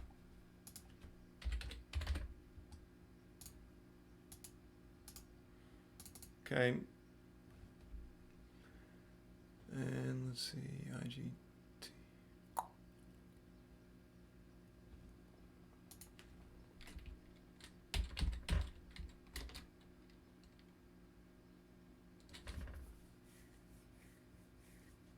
Okay, this one looks like it's getting bought up slowly, but SJM looks like it's getting bought up. Not a lot of volume though. Not a lot of volume for 111 million share float. But let's see, Nvidia. This looks like Chop Fest to me. I mean, yeah, it's riding that EMA, but it does look like Chop Fest.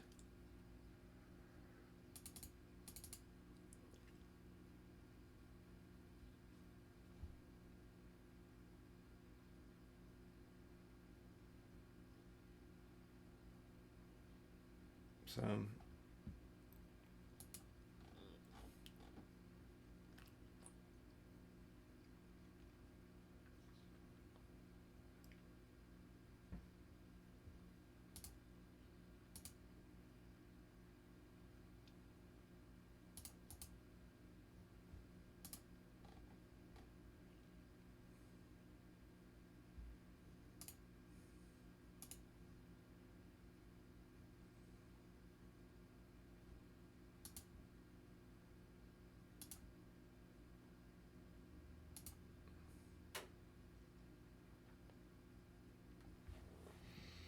Yeah, this is chop. I mean, it's broke trend.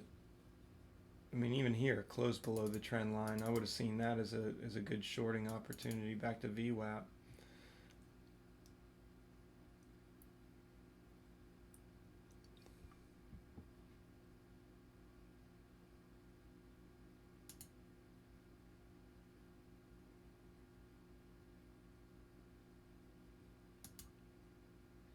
SPY's getting the drop.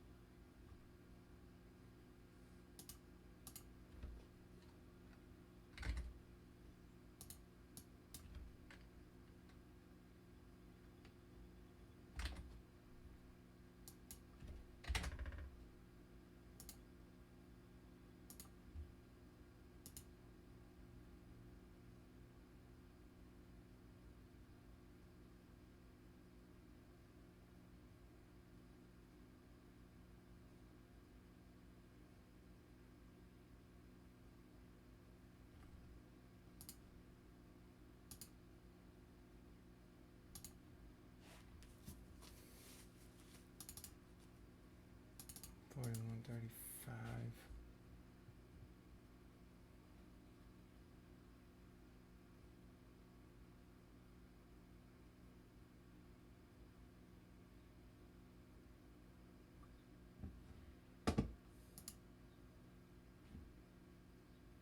What's up, Note again? Good to see you, ma'am.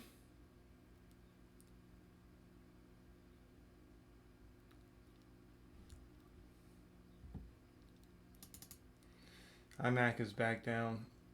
So I don't trust iMac at this point. Too whippy. It's too whippy.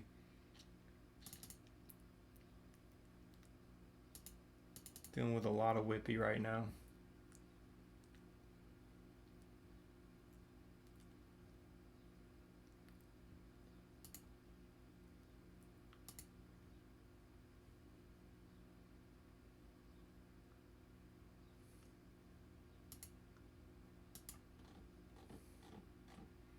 Broke trend.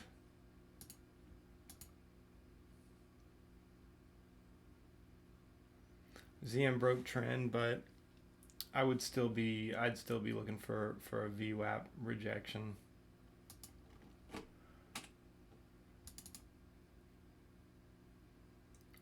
think it did find a bottom, but still think it could come down even more. I mean, and it really depends on what the SPY does. I mean, I think if the SPY gets crushed today, but I'm not really banking on that. What I am banking on is scalping territory.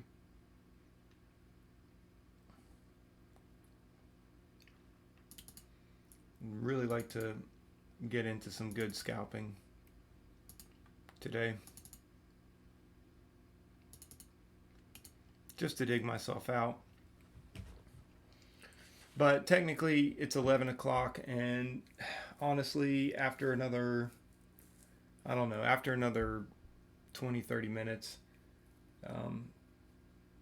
if I can't find any solid opportunity, probably just going to call it a day, or at least just put, just walk away until maybe 2 o'clock. I'll come back. I'll see if there's any moves being made, or I'll set some alerts, and if they go off, I'll tend to them. But guys, I tell you what, it's just it's been just this has been not good, hard to read, and I mean, I'd rather just preserve my capital as long as I possibly can until this takes me out. I mean, you know, hopefully I can preserve my capital long enough to get through all of this uncertainty. Um, I mean, this I don't want it to kill my account, but I don't think it will. But I got to go in defense mode. I got to go in defense mode here soon. You know,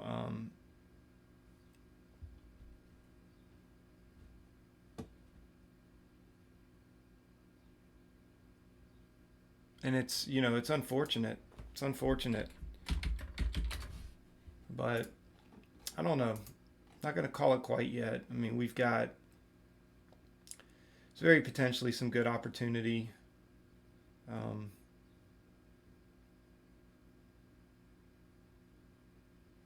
but I just can't get a good read on it right now. I feel like every time I go short, you know, the stock gets bought up. Every time I feel like I see a good setup for going long, you know, the stock gets sold off.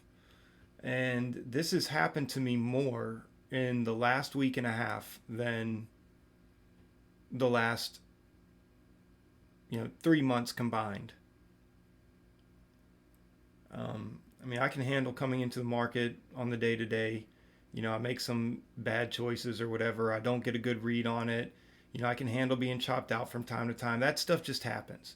It just happens. But for me, this has been over and over and over and over and over again. I mean, I'm getting pummeled, taking a beating here. You know, and it's just kind of, I don't know. It's becoming very very difficult to, you know, to put up with. So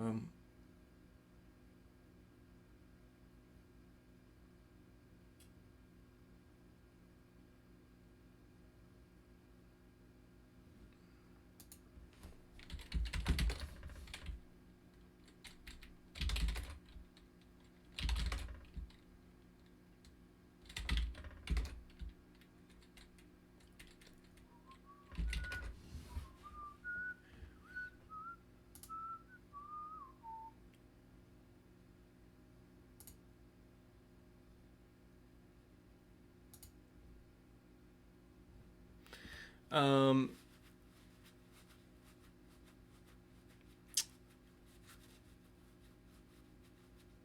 let's see.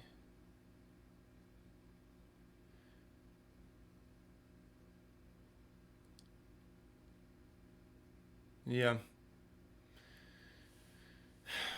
Good call, Yoni B. I'll check that out. And yeah, yeah, Sagar, I hear you, man. It's, I mean, I'm feeling it too. I'm feeling it too.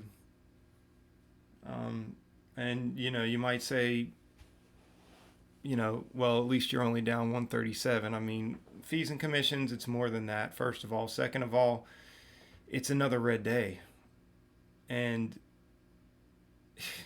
it's just another day of chipping away at my account. You know, and I don't, you know, I'm not in here with some huge account. I mean, I've withdrawn money. You know, I've paid myself as I've gone, and I haven't spent tons of time building some huge cushion. You know, so it's a little unnerving for me. It's a little unnerving for me. You know, because yes, I've got a good enough cushion, but you know, I, let's just put it like this. I mean, if I continue to have days like this, if I can't get a good read on this market in the next few weeks, it's not going to be worth it to me to continue. At least not right now. And it may just be one of those things where, you know, I'll have to put it on the back burner for a few months until things get sorted out. And I don't want to do that. I think there's a way to get through this. I think there's a way to overcome it. Um, but we just have to be watchful. We have to be mindful. We have to be very, very, very, very careful at this time. And note again, yeah, I don't know. I don't. I have not seen. I have not seen very many clean charts at all. Um, and I wish this whole thing with the stimulus bill would just roll out. I wish they would just kind of get on with that so that we could see what kind of impact that has on the market. Because I really feel like the last couple of days, like yesterday and today for sure, have just, I think the market has shown a ton of uncertainty just because nobody knows what that's going to do. And I don't even know if it's going to do much. It's possible we have found a bottom, even if it's just a temporary bottom. And so that's something to think about. Um,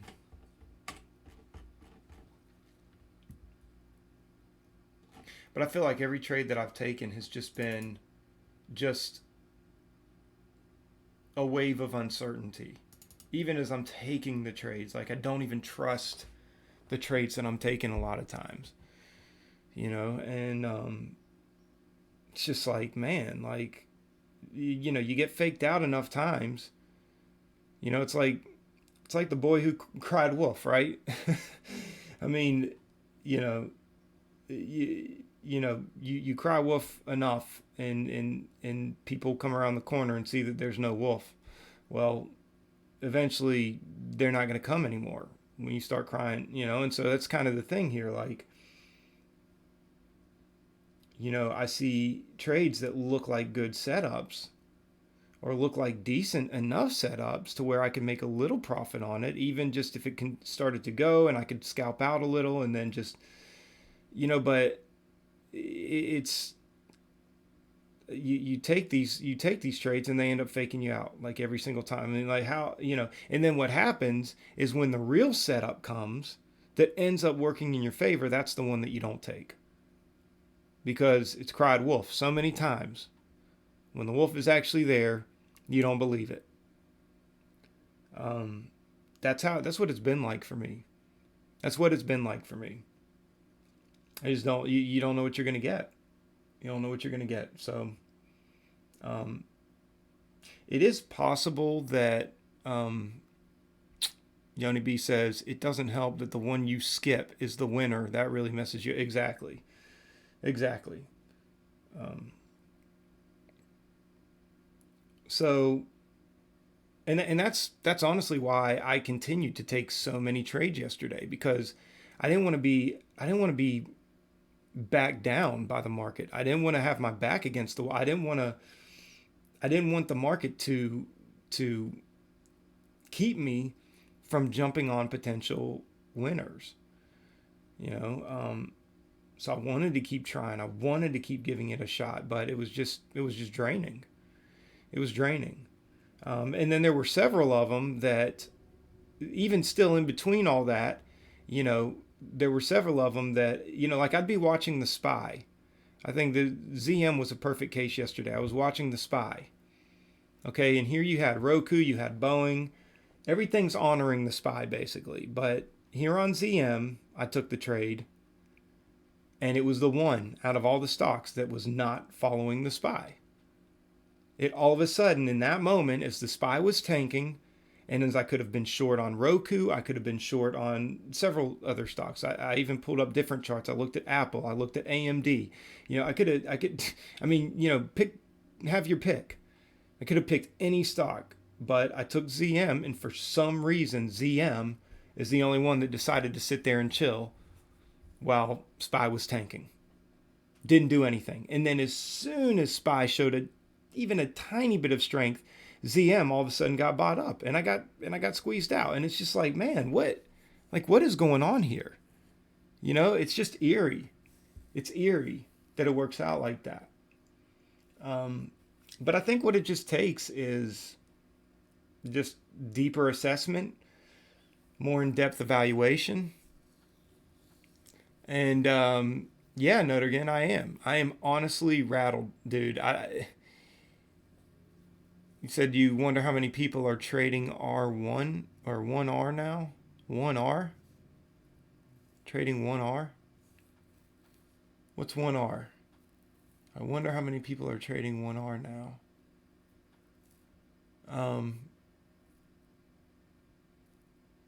Oh, trading 1-to-1. Oh, yeah. Yeah. Yeah, I know. That's a good question. I've seen a lot of day traders out there struggling, man.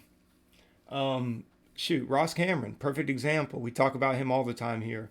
Um, I mean, dude, have you seen how like the kind of the kind of slump that dude's been in? Now, granted, I think the last couple days have been decent for him, but yeah, yeah, I got it on the risk reward. Yeah, I and yeah, I've thought to myself I need to just be scalping every 20 cent move. I've literally thought that. Go in a little bit bigger and then scalp every 20 cent move. Um, but he's getting hurt. Many gap and goes are failing. Exactly. He's getting hurt. But he's not the only one. He's not the only one. I've watched a lot of videos in the last several weeks um, of some really, really, really solid traders out there that are just getting hammered. And not all the time. I mean, they're having good days too. And that's the thing I have to constantly remind myself. I mean, technically, last week was not that bad of a week. I mean, I had, and really, if you think about it, last week should have been 3 green days. I was up, 350 on, I think Wednesday was the day that I ended up just staying to trade because I wasn't satisfied with the 350 and I ended up giving it all back. I mean, that if I had followed my rules last week I would have had 3 green days. I would have had a 350 day, a 620 some dollar day, and then another 300 some dollar day on Friday. Friday was like another like 320, 340, 350, something like that. So I have to remind myself it's not that bad. It just feels that way. It just feels that way. But the point I'm trying to make is, you know, I think just by and large, as a whole, it's been very difficult for a lot of traders out there. So I don't feel so bad, when I think about it like that. But still, yeah, when you end the day in the red, it doesn't feel good. So it doesn't matter what happened to anybody else. It just doesn't feel good, And I want to see other traders do well. I don't want somebody to have a red day just because I had a red day. Um, I love it when you guys are in here telling me, man, I'm up 200 on the day and I'm stopping, or I'm up, 400 on the day or 600, whatever it is. Even when I'm not doing well, um, just because that alone even just gives me hope. It's like, okay, so other people are doing it, so it's not impossible. It's still doable. You know, I'm just having a rough day. I'm in a rough patch. And again, I got to keep my mind in check. I mean, I could do just like I did last Thursday. I could come in the market tomorrow and make $600 and completely make up for the week. Keeping my eyes on the greater green. Um, or I could have another $700 day or an $800 day. It's been a couple weeks, but it's not out of the realm of possibility. All it takes is really a couple, 2 good solid trading days to come back in and be back in it, um, and pushing heavy. So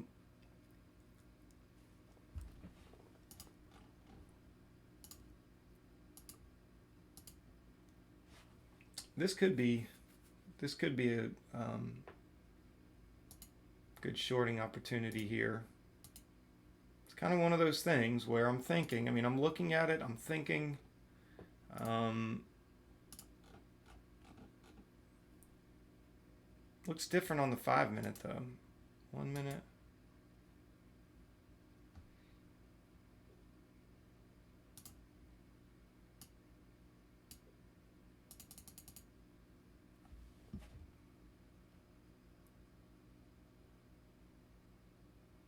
Let me see here.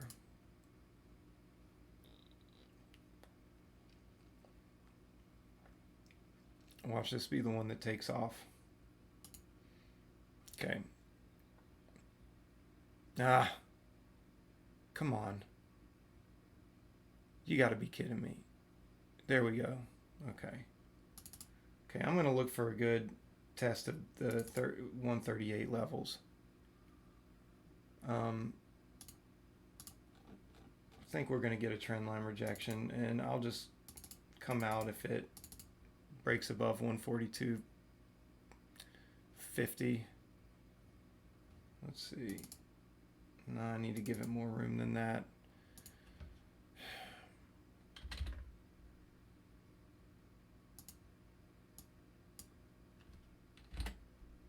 Come out 25 shares at the break of 142.51.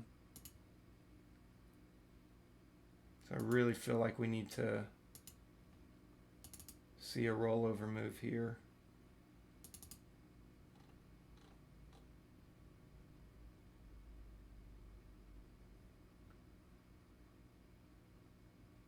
SPY showing a little strength, so I don't know if that's going to affect this.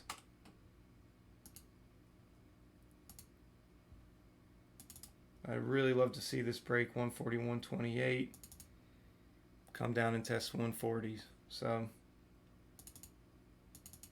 and then 143 is where I would have to stop out the other 25. Actually, 142.91 just in case. Stop by.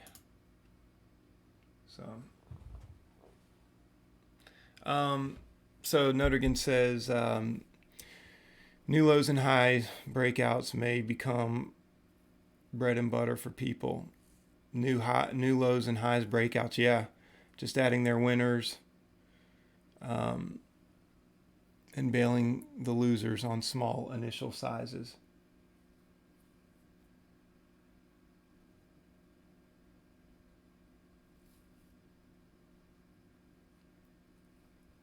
Hold on.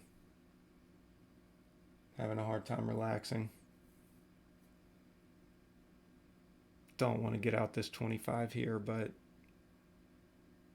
I'll do what I got to do. It's got hard stops in place. Just really love to see the breakdown here.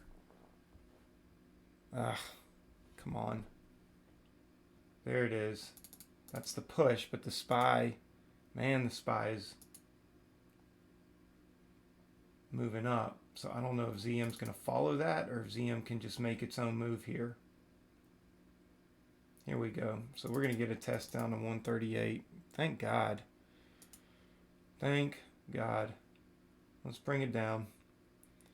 So I'll put in a limit order at 141.06. Yeah, for the first 25 shares. Okay, there we go.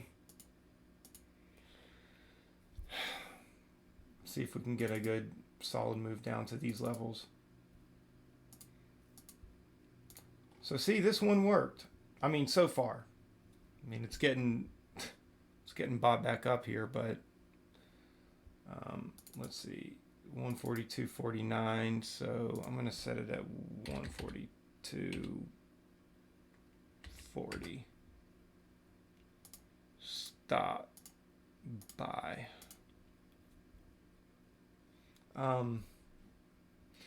So I mean, this looked like, here we had a trend line. We had to break through it. It faked out. So this was my first key right here. I'm glad that I'm just, see, this is part of it too. This is like just waiting and watching. You may miss the move. Trust me, there was a little FOMO here. It was like, okay, this is breaking through VWAP, 9 EMA, whatever, But it happened so quickly, I thought, man, there's got to be a sell-off. And then when I drew this trend line, then I saw what was really happening here. It was a trend line breakdown fake out. Then it came up, but then it started getting sold off again. Broke through VWAP and tapped on a major moving average, came here, opened under this trend line, tried to pop over it, couldn't, broke 9 EMA, and now as we see, it's breaking down. So I'm gonna look for a move to 138. Hopefully we'll get it.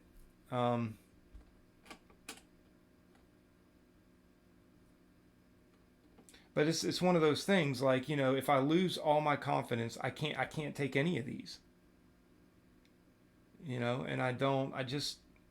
and yeah, I could, sure, this could end up still racing up and chopping me out. I don't think it will. I think in a normal market, this which we're not in a normal market, but I think even in this market, we have the potential to respect this trend line break, respect the break of all major moving averages, and move down. On the 15-minute chart, you can see it's looking like a 9 EMA rejection. So let's even look at a 30-minute. Yeah, 30-minute. It got bought up and slammed back down. So we could even break. Yeah, I mean, we could come back down to these levels. So I'm gonna give it to 138. I'm gonna give it to 138. But I've got my stop in there, so if it stops me out, it stops me out. Anyway, new lows and highs, breakouts may become yeah, I agree with that. The far right of conservative. Yeah. You have let your losses stay within the size of being recouped. Yeah, I have. That's probably been one of the biggest lifesavers right there. And by the way, if this cracks 140, I might even jump in with more. So we'll say 140.10 stop limit. We'll stop it at 140.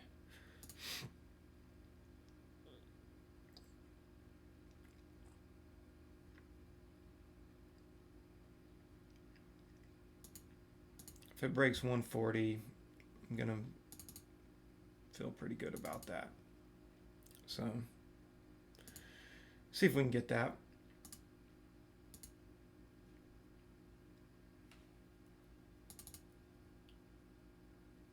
$142.44. Might even want to take it if it breaks VWAP, but I kind of want to give it room to poke above VWAP. But I feel like at this rate, if it comes up. So stop. I'm going to take off those 25 shares at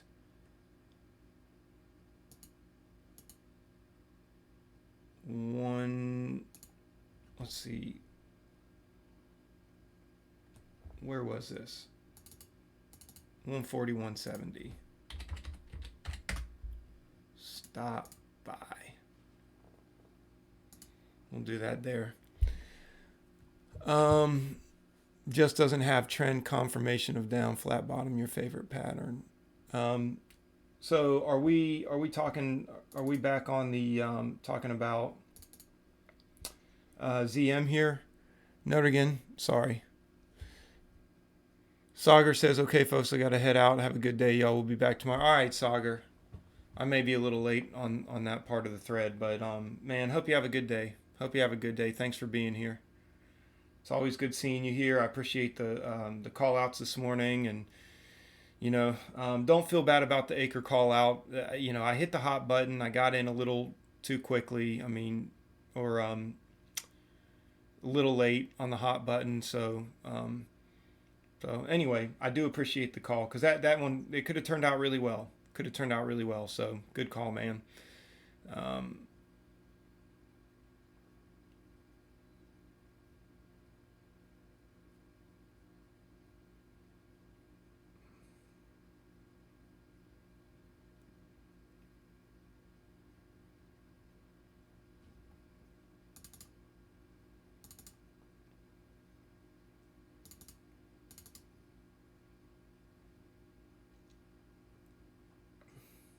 Hold on, guys. I'll get to the chat here in a sec.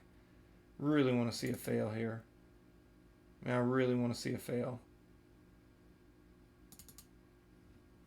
I had to do a stop limit order at 140.23.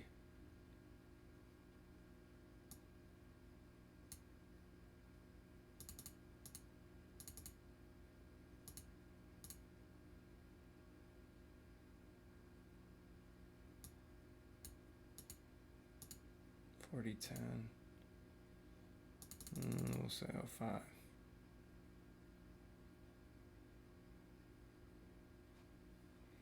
Man, give me a little bit of profit on that last bit there. Come on. There's no reason ZM. I mean, there is a reason. There's 100 reasons why ZM just wouldn't do this.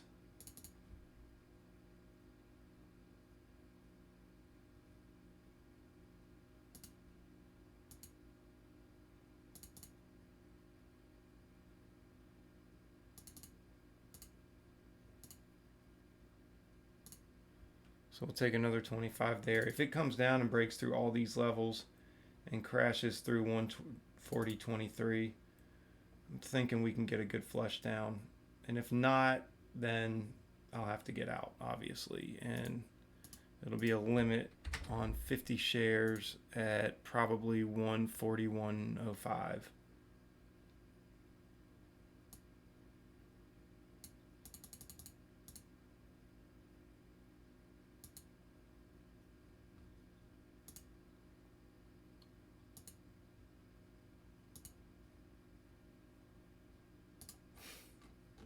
Man, I'll tell you what.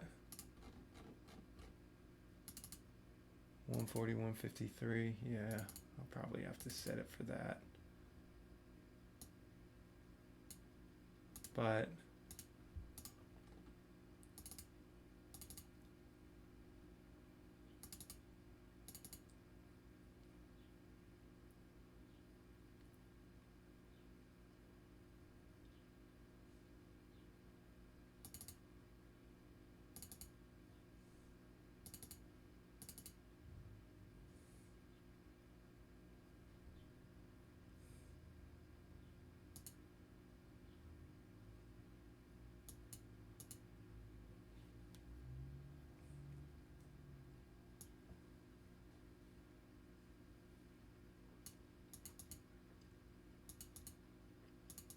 we should get a dump here, guys.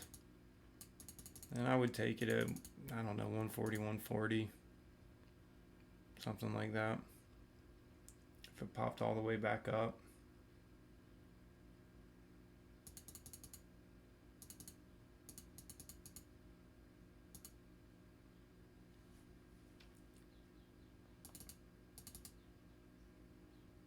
But I think we're going to get that move down to 138.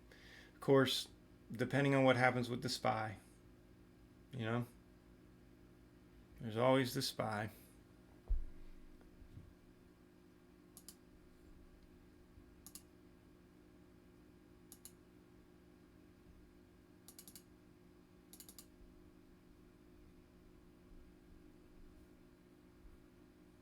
So, you know what, now we need to stop at 141.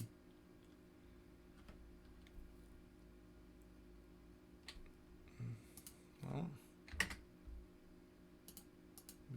be ready for it. This could totally shoot back up, and I've got an order to get out if it does that. So, let's see, 41.53.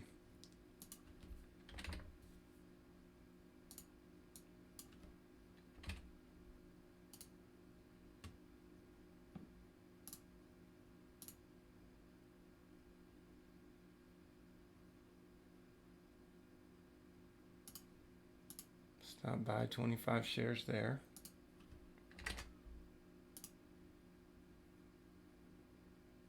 This may do it. Yep. Okay, so I'm out. All right, so pop back up.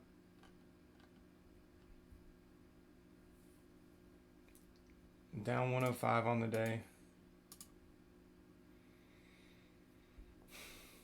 SPY's making new highs. This is good. Still very choppy around here, but SPY is making new highs. Everything seems to be finding favor with it. Tesla's back up. Okay, so Yoni B says if AAL dips down around 12, I am loading up for long, but I don't think that's happening. It's just running. Okay. Scary ZM has such light volume. Yeah. ZM was making a flat bottom. Okay. Yeah. So, yeah. And I really feel like this is just because the SPY's moving up right now. What you're seeing right here. ZM just, I don't know.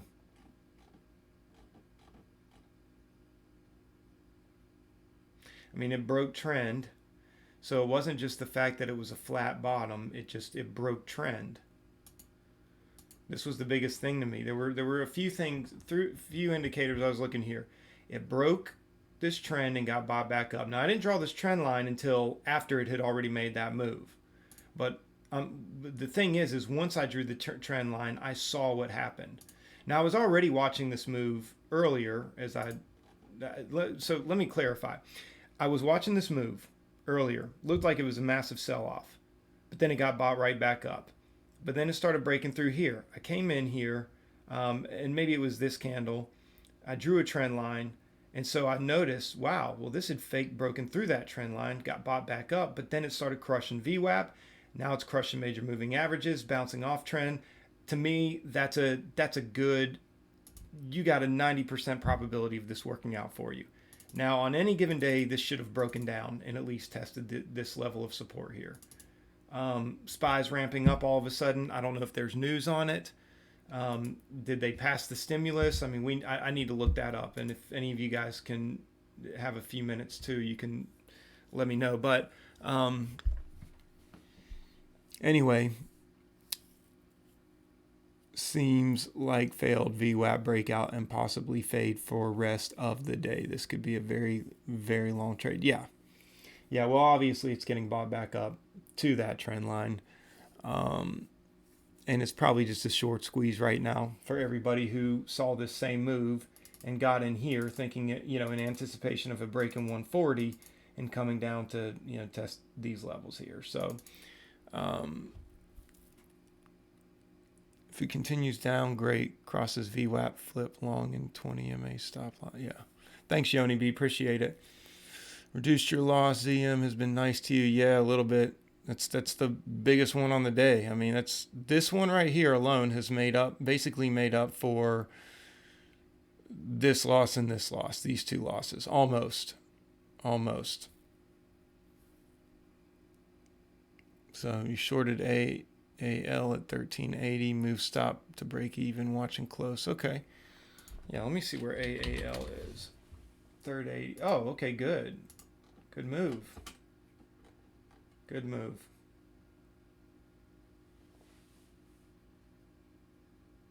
Really good move, Yoni B. Good job. Yeah, this could be, I mean, look how high off of VWAP we are. But then again, we're not necessarily in a market that would pay attention to it. And thanks for the heads up, Yoni B. So no deal yet. That's good. Good to know. Well, it's not good, but it's good to know. Sorry. Great move. AAL seems like, it's got room to move back to that moving average, but man, who knows? I mean, it broke the 5-minute low, but I wonder, I just have this feeling it might be following Daddy SPY around. So I don't know. I would probably wait for it to come back before jumping in.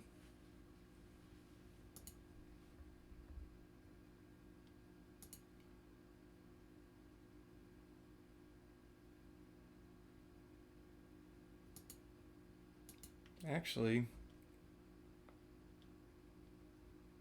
this might be a good move here.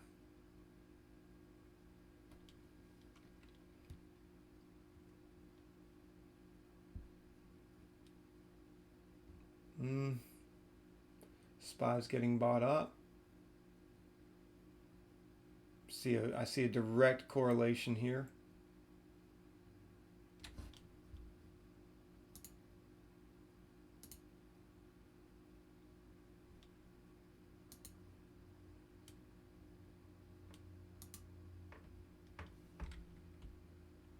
See a direct correlation.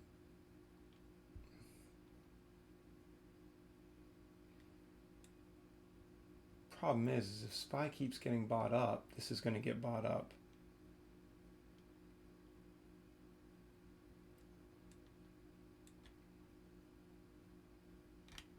Ah, missed a good entry point there. Okay, forget about it. SPY's tanking, so obviously AAL is tanking with it.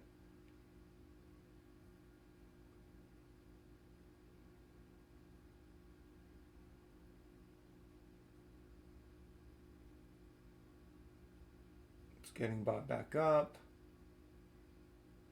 See if I can see any kind of divergence here. And there is, slightly. SPY's getting bought up. Yeah, this would be the type of trade that I would want to take. Typically, on most days, this is a trade that I would want to take. And I would look for it to move down to the $13 mark.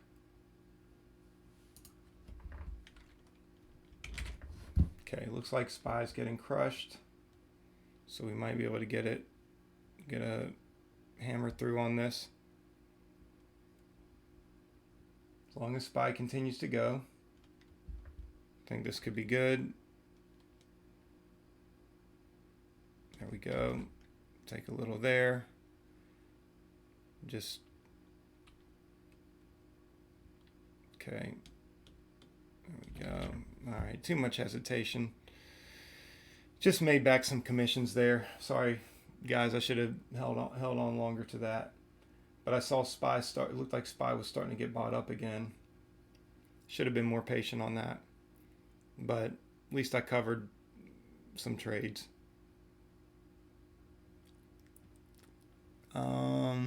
Flip flop. Yeah, nice flip. I think I was saying Yoni B. I thought Yoni. Okay, flip shorted. Okay. Doesn't look like there's a deal yet. Flip, it's having some support here. I expect I'll be stopped out any minute.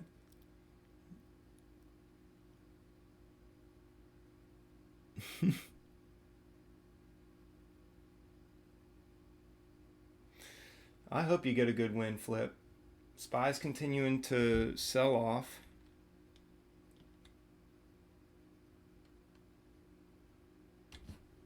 Might be good to wait for a pullback. Let's see what other stocks are actually doing right now. So ZM, trendline rejection. But I don't know how much I trust it. Roku, Boeing, everything's getting a pullback. Tesla. Okay. But SPY is still riding that 9 EMA. So AAL could end up doing the same thing. The AAL 5-minute chart literally looks like the SPY. Look at the SPY 5-minute. Look at this. I'll go back to AAL. Same thing. Same thing.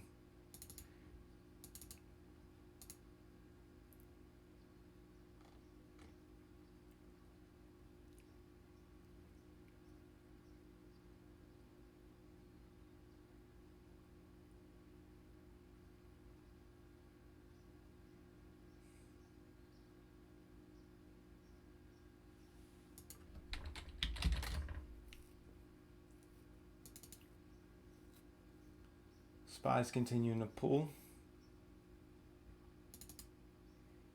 Be great to see a break of 1333.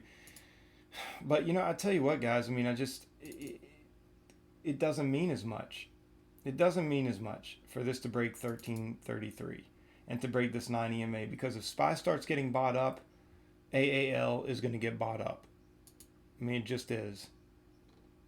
I mean, you know, for the most part, that's what should happen, unless it, you know, decides last minute that it wants to start showing some divergence.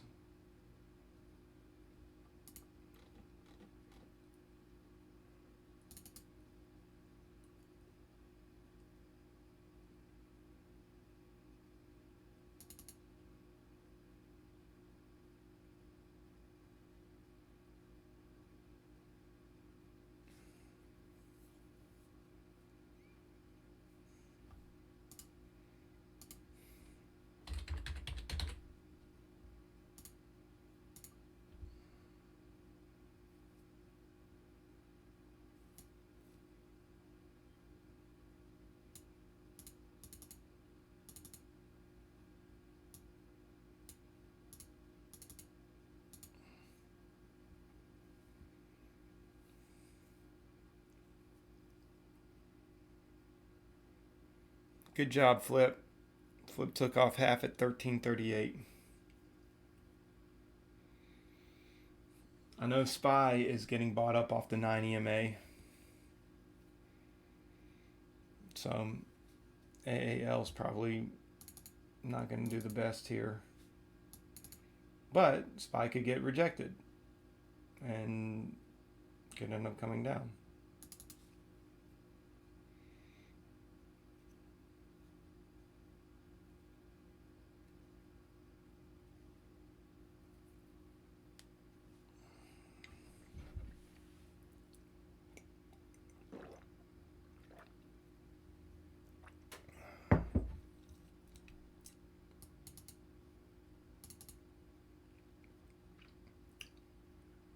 Roku showing a little bit more divergence.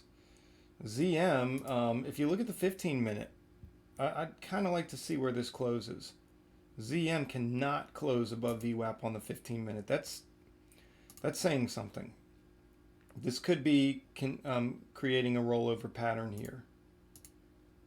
And especially if it ends on the hourly closing under VWAP. So it would be the hourly, the 30 minute, and the 15 minute once again. Now if it closes on top of VWAP, look out. It's probably going to shoot up to these levels here. If it remains below VWAP at the end of the 15 minute, I may look to take entry again. But I think a lot of it is, once again, dependent on the SPY. So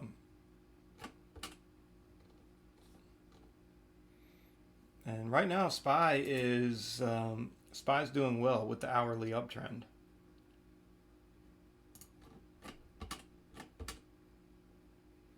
SPY is doing very well with the hourly uptrend. So if AAL follows suit and continues to do well with it,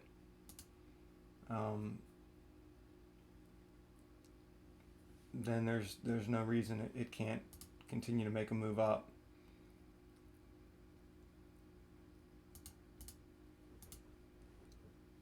But we may get a fail here, and so that's what I'm going to kind of look for. Let's see if the SPY can fail the 240 levels, because that's essentially where it's got to fail. Good, Notergen. That'll be good, man. That'll be great, actually. I hope that does really well for you. And hopefully you can start testing some of these strategies and making sure that they do well. Although I will say, you know, again, you're going to be trading in a simulator in these market conditions. You know, and if you trade in a simulator for the next couple of months, and then you jump into the market and the market's starting to behave like it normally does, you're just going to need to be ready for that. But if you're testing some of the scalping strategies you're talking about with, you know, shorting into highs or buying, you know, like shorting into high breakouts for quick scalps, or, you know, buying into breakdowns for quick pop backs, you know, or whatever. I think that's a working strategy that can work all across the board for the most part.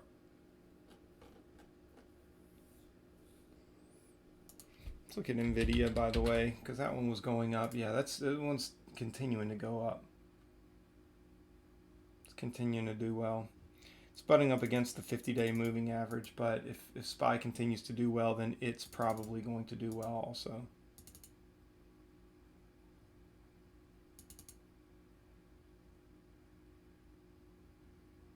All right. Yeah, I'm just taking these trades off that new scanner. Every trade has very high probabilities. They all look scary, though, but the odds are in my favor. It's good, Flip.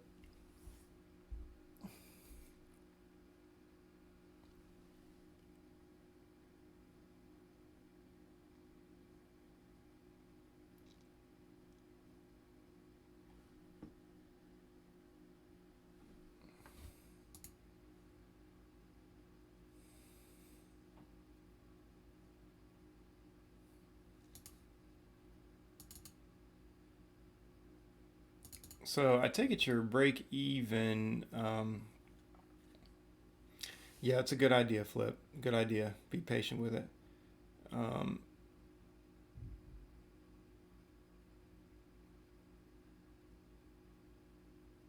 I was going to ask you. So where is your stop on this? Spies continuing to push. Looks like so. This looks like this one's going to continue to push.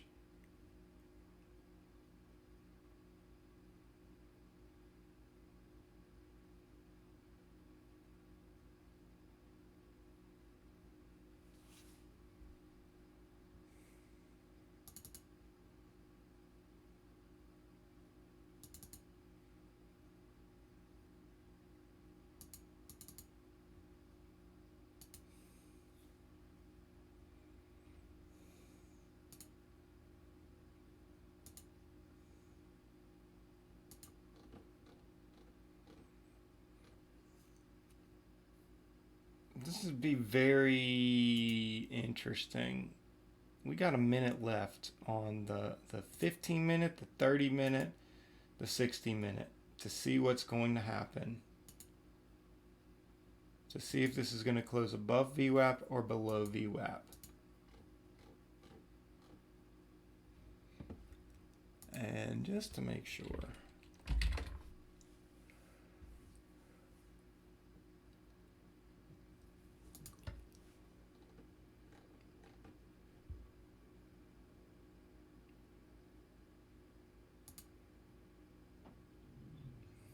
Man, I'll tell you what. This isn't going to make it easy for us, guys. I think it's going to close right on it. And I don't know if there's going to be any way to really know which direction it's going after that.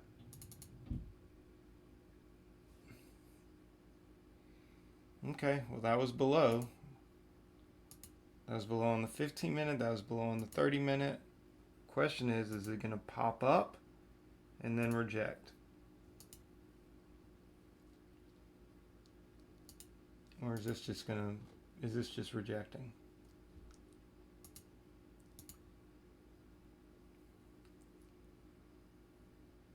Ooh, should have taken that. Man, should have taken that. I hesitated, guys. Man, what a great move.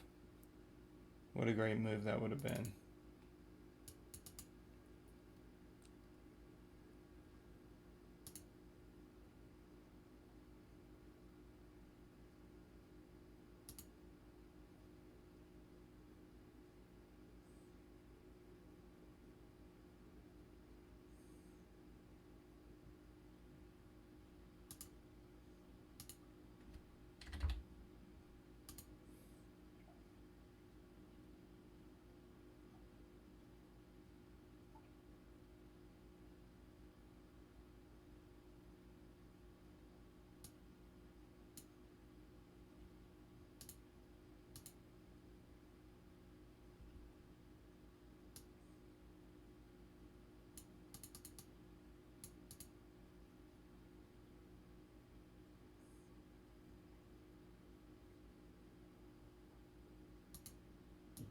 See if we can catch it there at 40.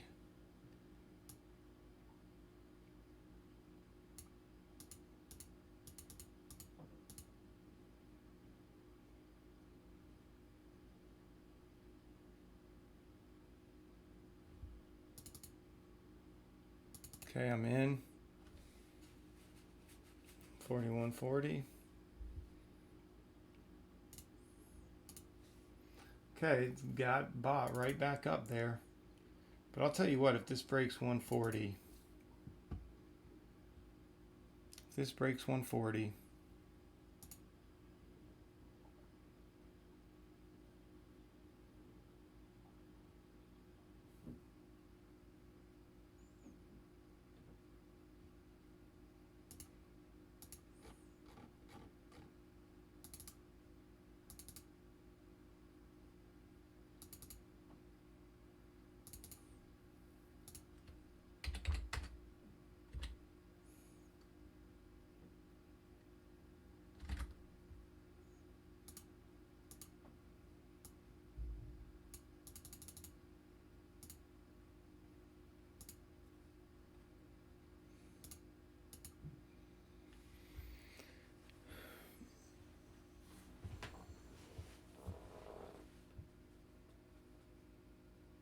Good observation, Yoni B. Good observation. Not even close to a deal yet, yeah. Everyone's desperate, you're right.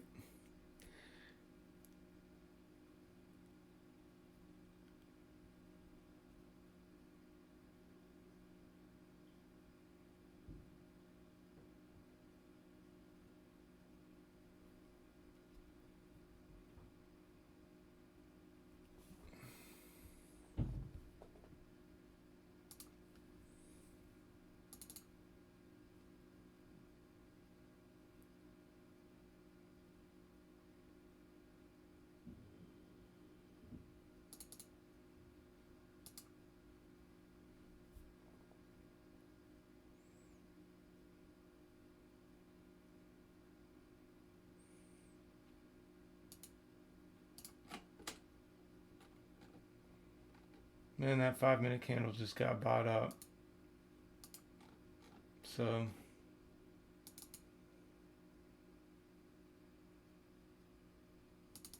keeps getting bought up, guys. So I don't know. Might need to just get out.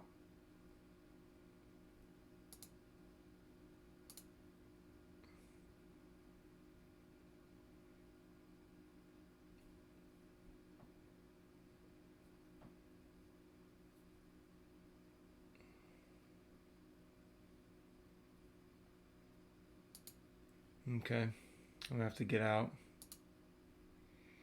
Hope for a little pullback. I'll just get out, break even.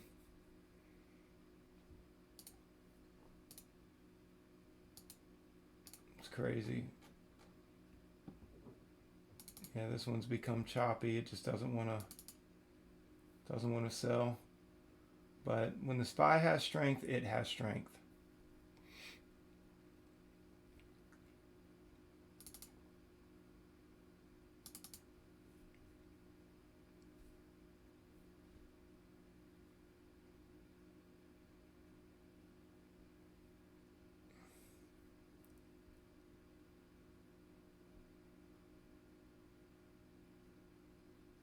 Oof.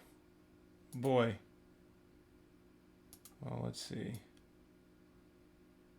See if we can get out. SPY's getting bought up pretty massively.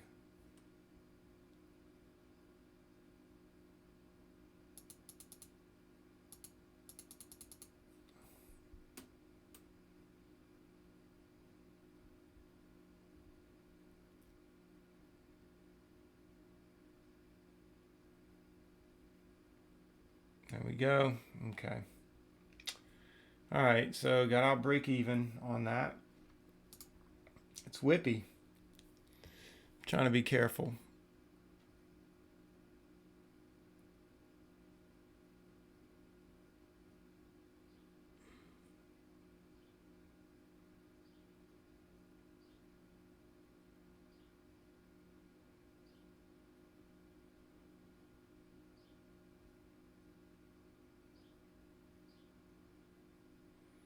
That's a great win rate, Flip. Good job.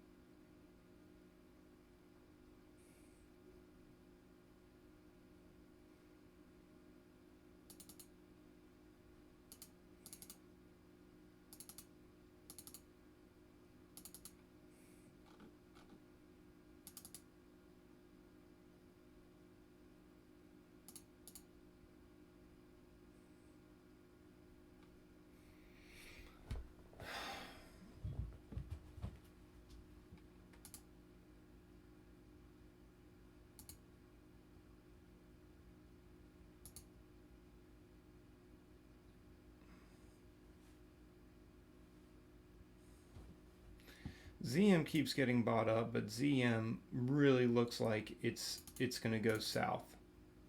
at some point. I mean, it's either going to be a breakout or a breakdown.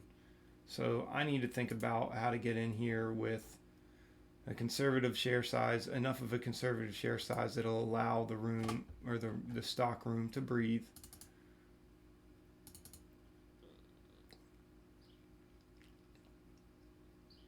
In one direction or the other.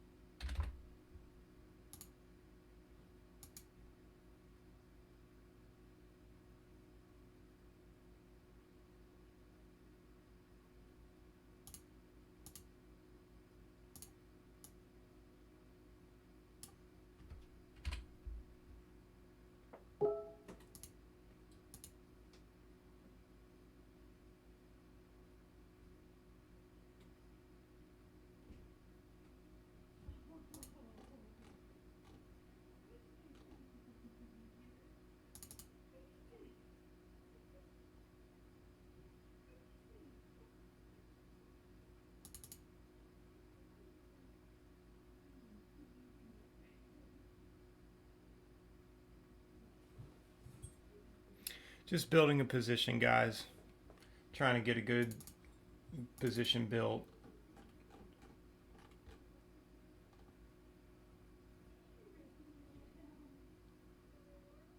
Okay, so I got 100 right now at 143.95.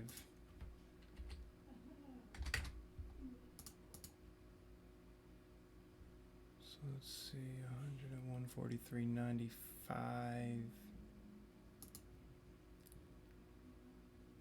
So I would take 100 off at 143.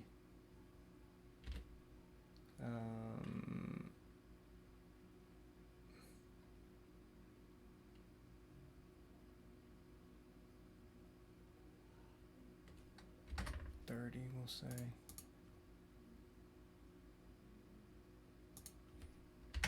Actually, I would take 50 off at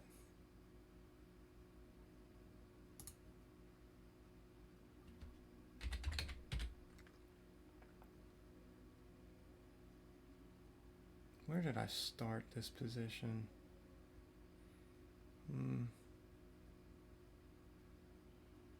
43, 75.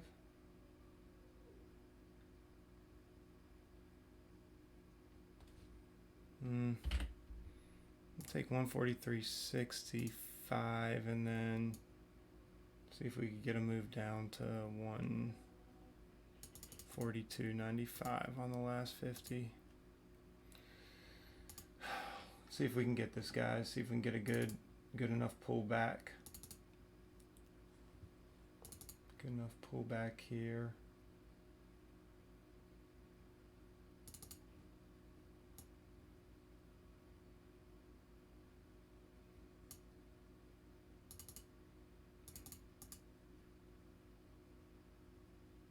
Let's see.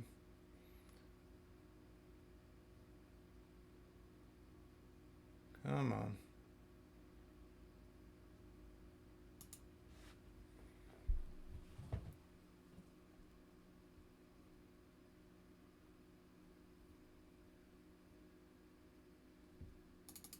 All we need is a quick little breakthrough to unload some of those shares here.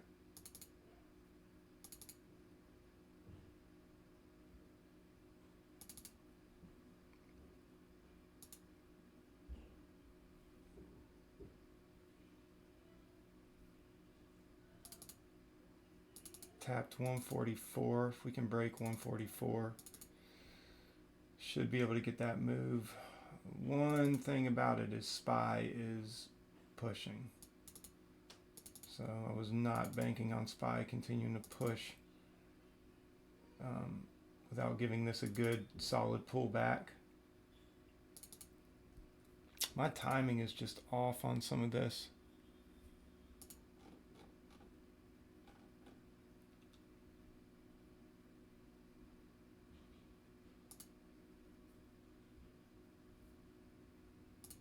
See if we can get a breakdown of 144.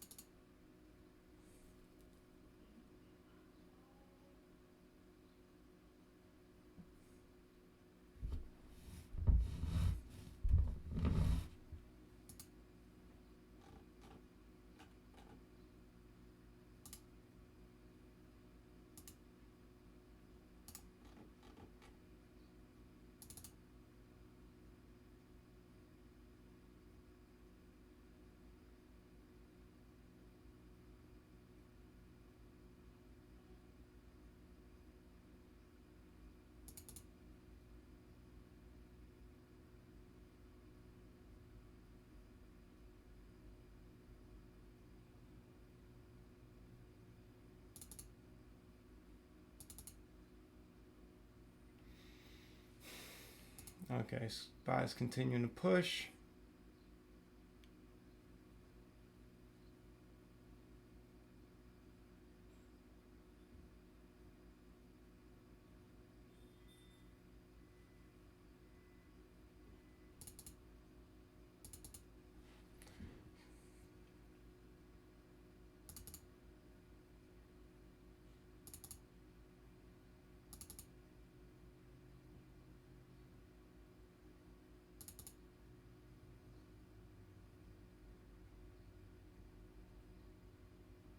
See if we can get this pullback and a breakdown through 144.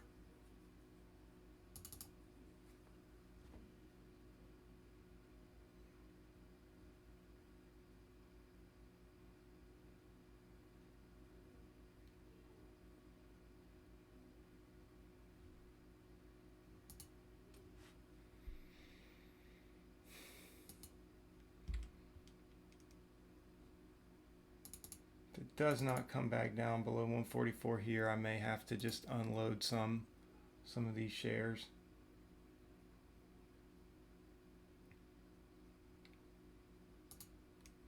Really need to see a really sharp sell-off here.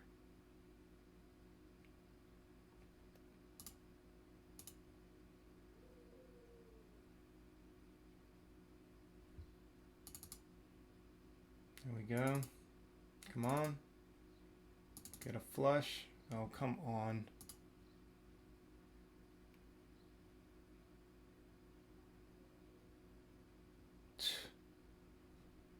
Man, it's hard to get that flush. All we need to do is get down into these areas right here.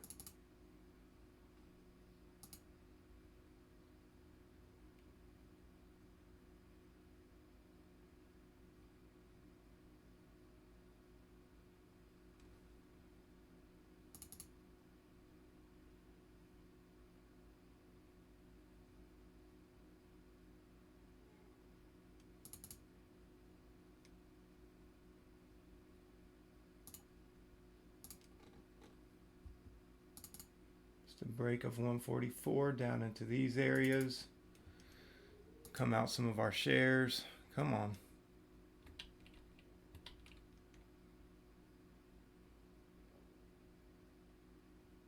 Trying to be patient, guys.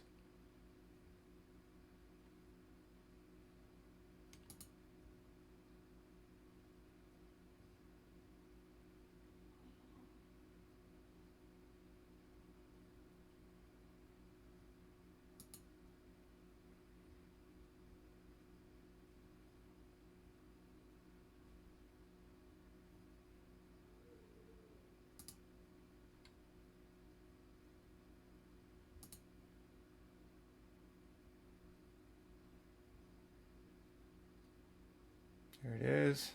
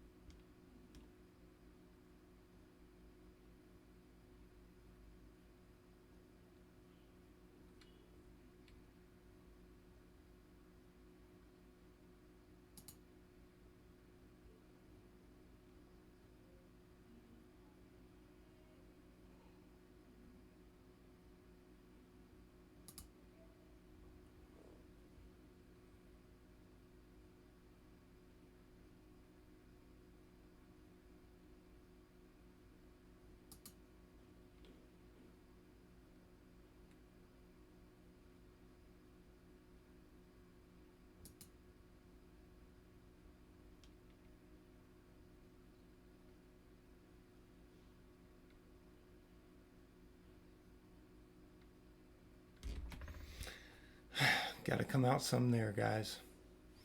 So 145.20 is where we're at.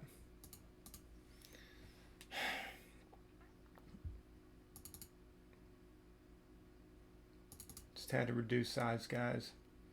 SPY's continuing to get bought up. This is having a hard time pushing back down to VWAP. So my goal was to build a position up to these levels here and get a move back down to VWAP. Seems like it's just taking its time. I don't know if it's going to the way ZM's been moving.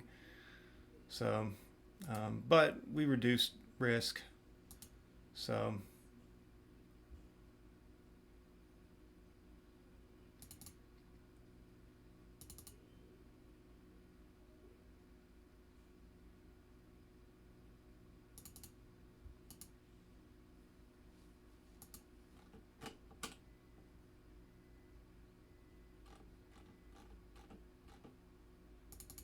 Man, this could end up coming all the way back down here. So, see if I can hold on to that 50 shares all the way down to 140. Yeah, I guess 142.20.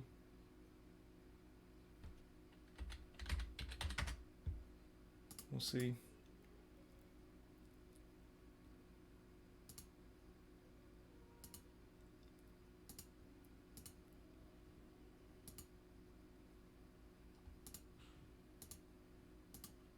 See if we can get down there.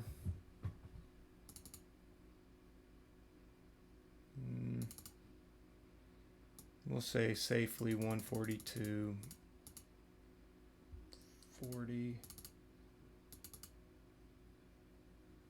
Let's see here. Where is that? 29 and 142.86. Yeah.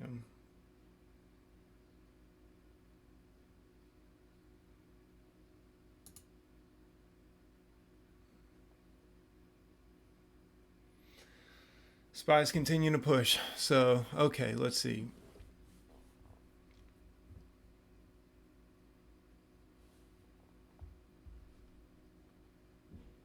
All right, sorry guys, I've been out of the chat.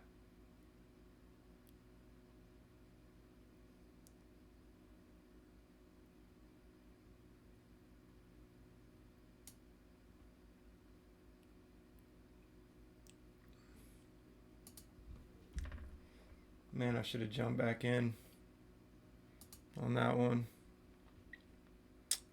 See if we can get a breakdown of 142.20. Come on. Keep it moving.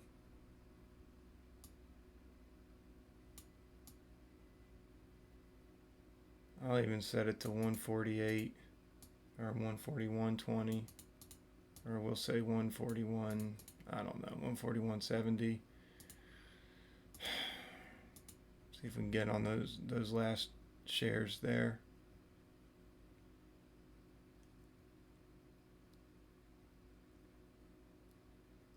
It's like Zoom's just having a fail. Back to VWAP. But we'll take it at 142.40 if we have to.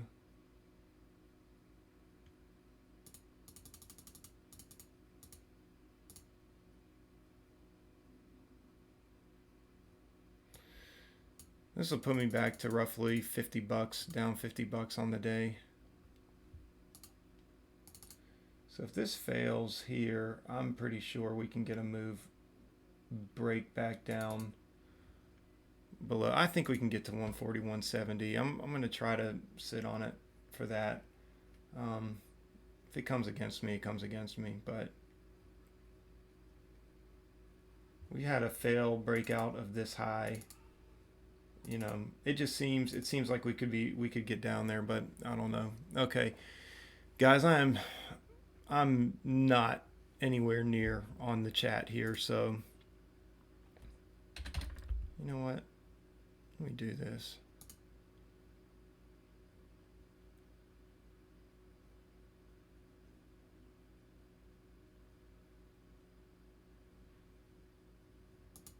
Take 142.40, take 25 there, and then we'll see if we can get the break of the VWAP for 141. Where could we get? 70, yeah. Okay, sorry guys, I've kind of been out of the chat, so expecting the stimulus news today or tomorrow. Okay, cool, thanks Sauger. Yeah, I'll believe when I see it too, Yoni B. Yeah, they are bickering like children. Yeah, I wish somebody would just put the American people first for once. Stop playing games with their politics. Let's see. There's a live stream of them fighting it out. Yep, they're close. Just need to think about people, not politics. Exactly. That's what I'm saying, man. Let's see.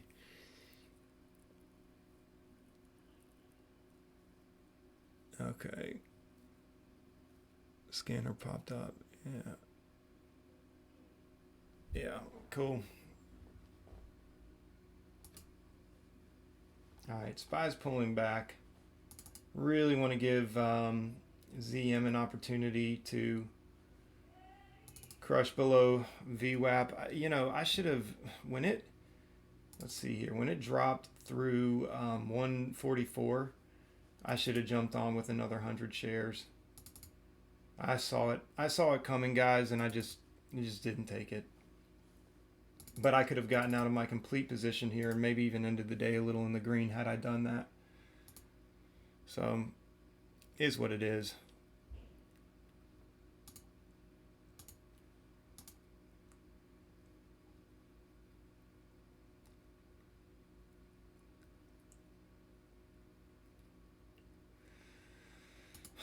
I could try to build another position too, by the way.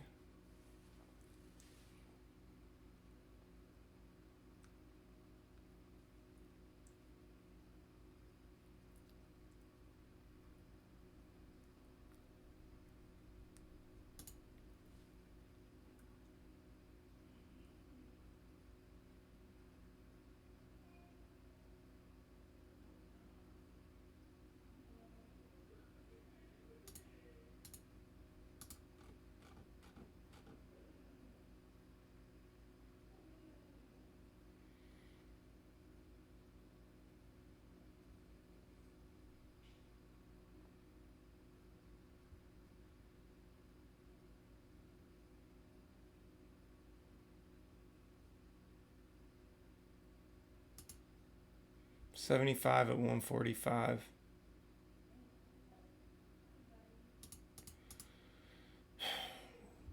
So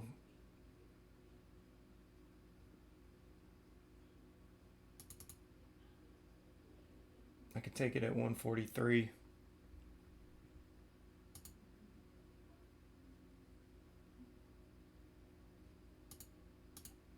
So 140, let's see.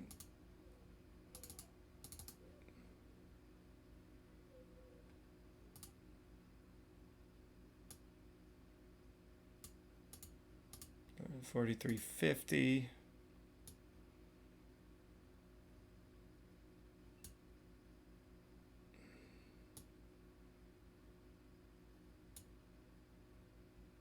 Come on.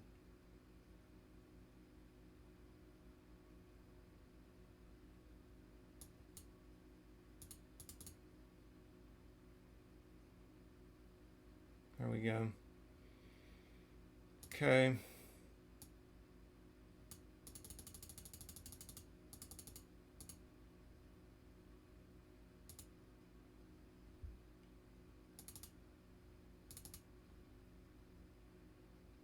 Come on.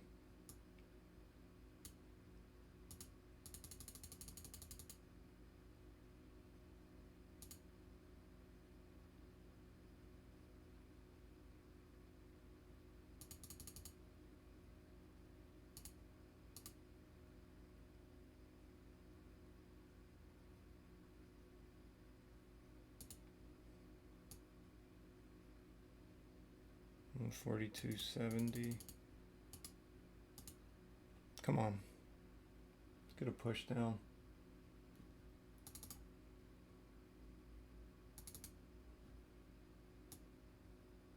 $42.40 maybe. Come on.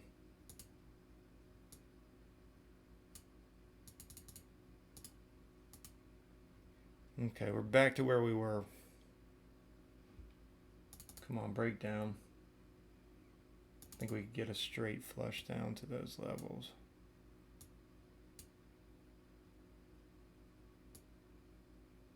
$42.40. I'll take it at 70 if it doesn't. Or I'll take it at 60, we'll say. Come on. Flush down.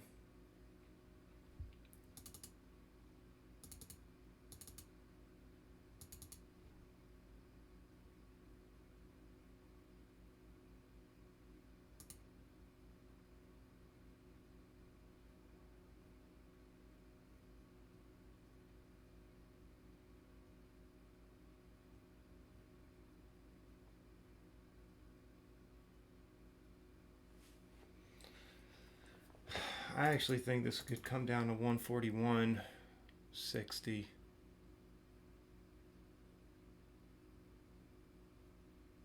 If it breaks 143.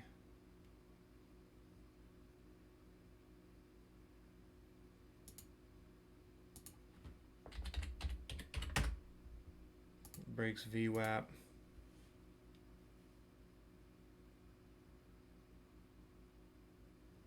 But I'll get ready to take it at 142.40.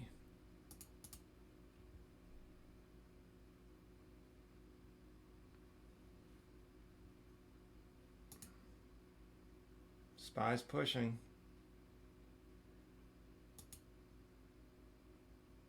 And this did not even test this low. So if it comes back up, I'll just get out. So 144,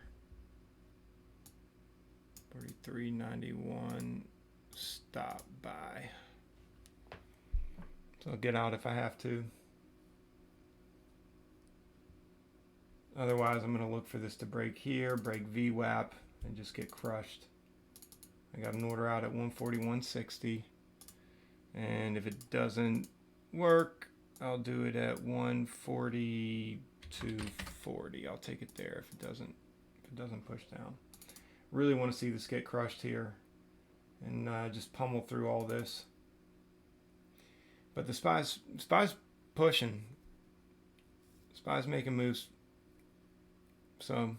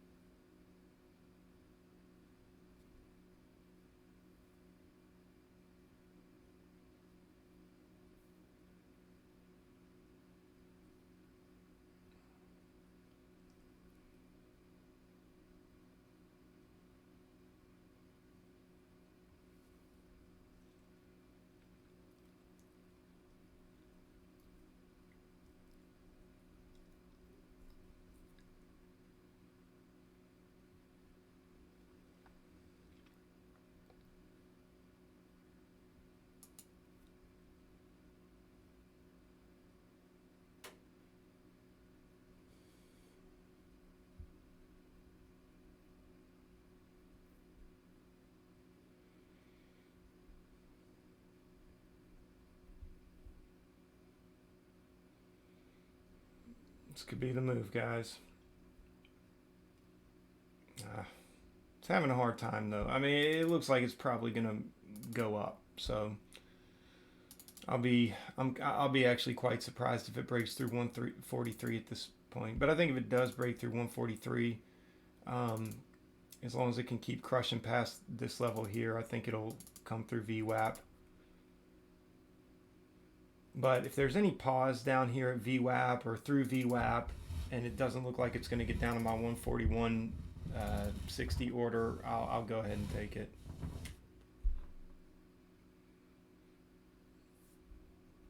This has been just a game back and forth. I feel pretty good about. I mean, you know, I added in all the way up here,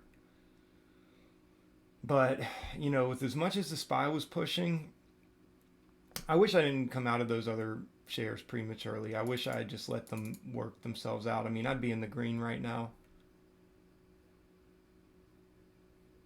But looks like it's going to get to push through 143. See if we can get some follow through.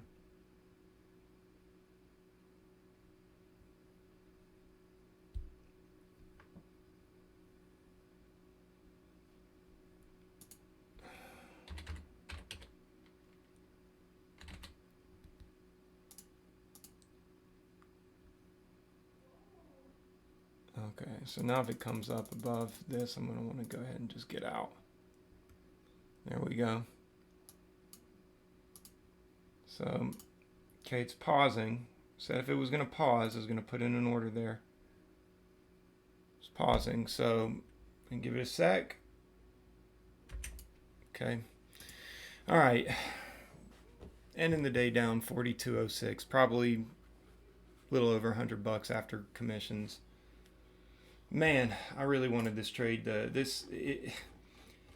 So I don't know if you guys were watching. I'll pull the studies up here. And this is what I mean about just being lacking in confidence on this stuff. I got in my first 25 shares here, and then I put in my next 25 shares up here. So I gave it room to run, a couple dollars.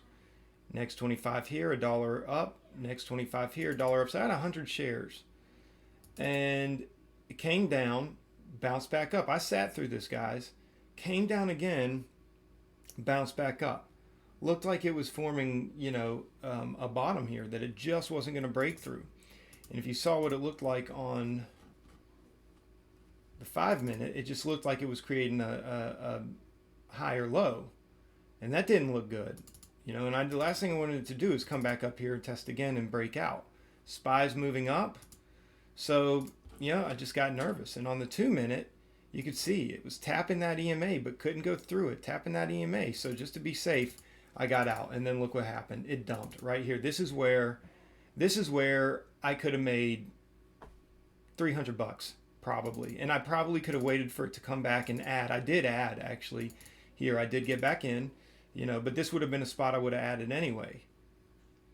But man, I mean, if I did not get out those 50 shares here, if I just waited for this move all the way down, I would have been up probably. I'll say $150 to $200, somewhere in that neighborhood. But guys, it's just,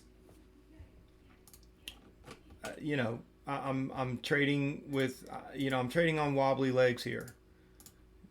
It's like I said before. I mean, you get kicked in the teeth enough, and you just don't know when to trust it anymore.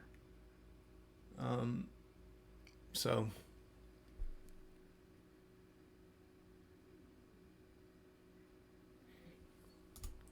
Yeah, so yeah, you're right, Notergen, and it ended up obviously crushing through. Sorry, I'm just not in it right now with the chat, um, but this is this right here, this move right here. I kind of want to talk about this for a minute for those of you guys who are still here. This is one of my biggest working strategies. And it's something that I haven't really got to exercise that much since I've been here on the channel. I have on a few videos. There's a couple recaps where I did add-ins up to here, but just conservative share size because you can allow it to move so far, and at one point, obviously, if it broke out past here, I would have had to take like an $180 loss or whatever. But when they resolve and they work out well in your favor, these can be $200-300 moves. At least on this kind of a stock and with that kind of a share size. I mean, it was only taking 25. Now I went ahead and got my first 25 shares here because just in case, we can see it's popped over VWAP really 3 times, but this major move and then this next move came over, but it didn't break this high over VWAP. So to me, this looks like it's about to roll over, and we were going to test this level down here at 138 and maybe even go to low a days.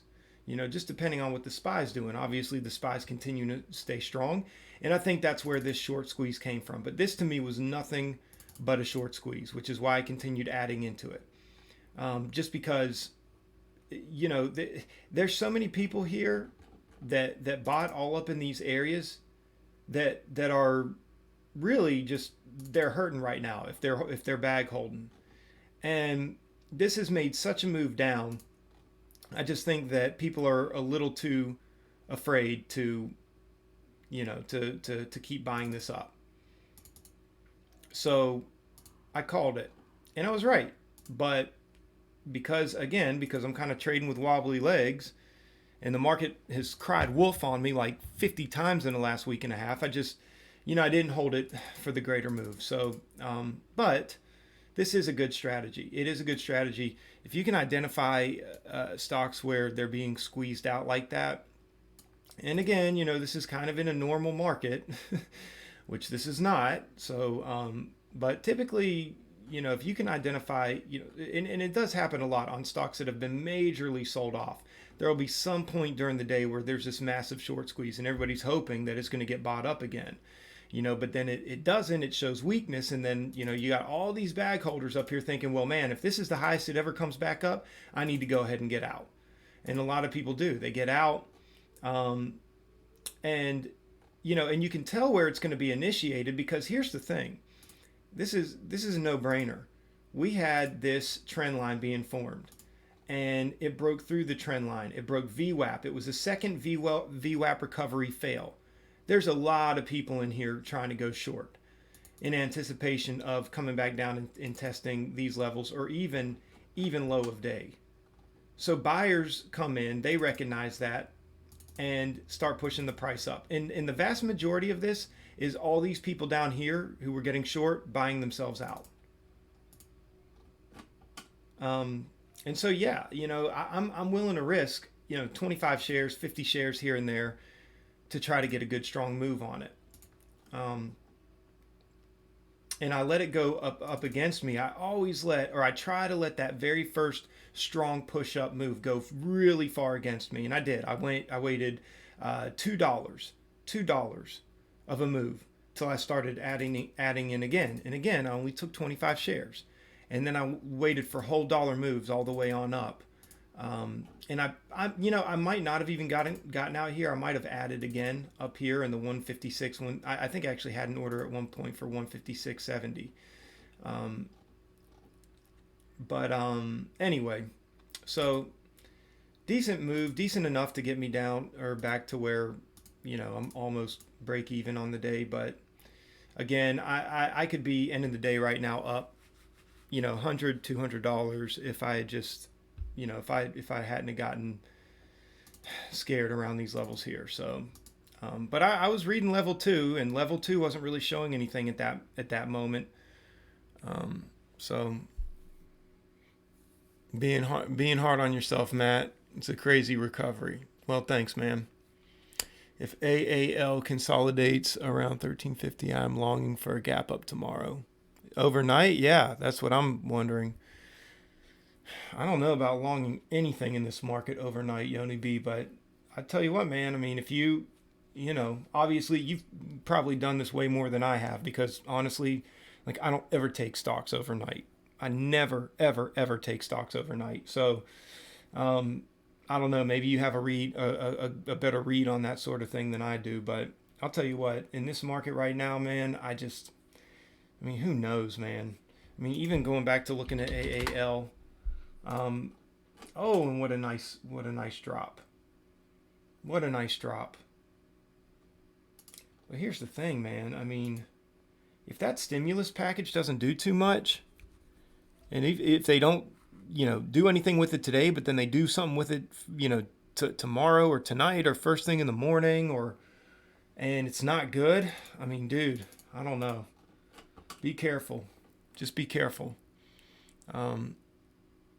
You love swing trading. You're a better swing trader than day trader. Well, that's good. That's good. That's good that that you have you've got a good perspective about where you do better in the markets. I think that's definitely something to. I think there's a lot of people out there that are really truly much better swing traders than day traders. And if they exercise more patience, they could get a lot more out of this than just what they do on a day-to-day basis. Me, I love day trading. I love day trading when I'm right. We'll say that.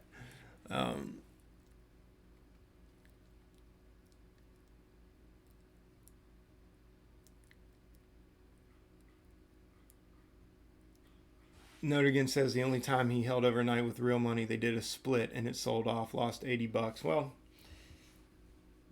$80 ain't bad, man. That ain't too bad.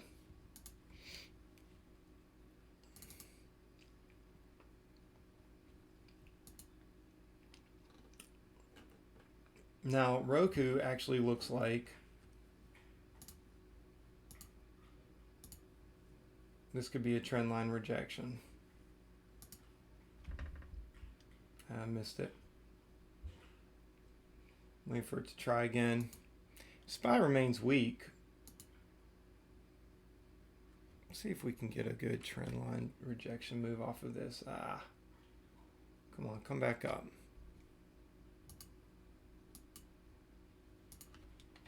Take 50 shares. Let's get a quick pop up to 80. See if we can get 50 shares real quick and get a drop. See if we can get a quick dollar move. That would put me up on the day.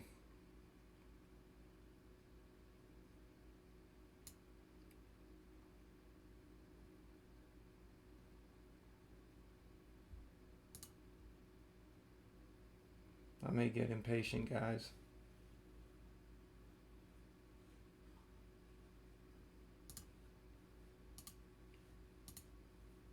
Okay, I got impatient, so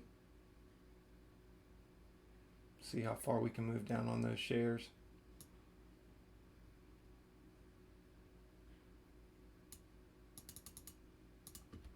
Take 25 at 90, 80. Or was that 99.80? Yeah. Actually, probably ought to take the full 50 at.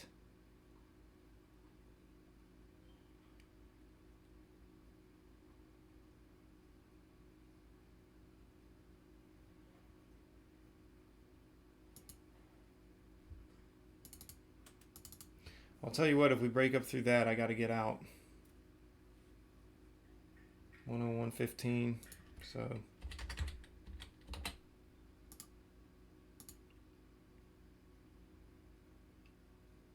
SPY's continuing to sell off. Where is this? 101.10. So we'll say 101.11. Stop.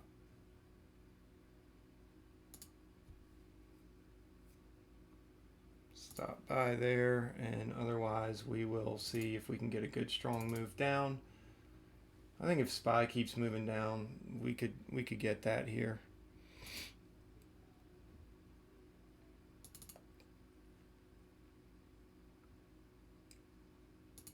And where would we go?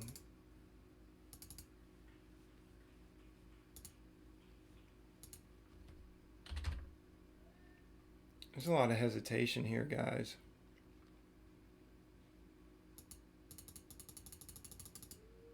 So I'd probably take it at 101. 25 shares at 101.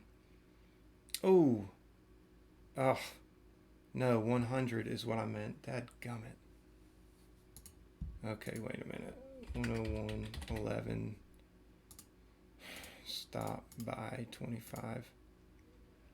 I can't believe I just did that, guys. What a dumb move. All right, let's see.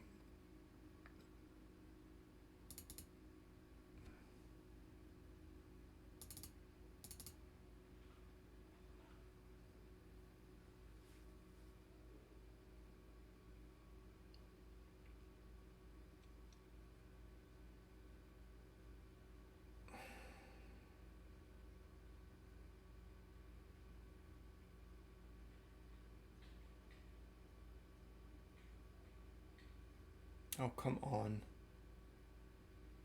Roku's impossible. Okay. Roku took 19 bucks from me today. That's all you're taking from me? Because you faked me out like this 100 times yesterday. It's ridiculous. Let's see. Actually, I'm removing this from my watch list. I don't even care at this point. Let's see. ZM getting bought back up off of VWAP.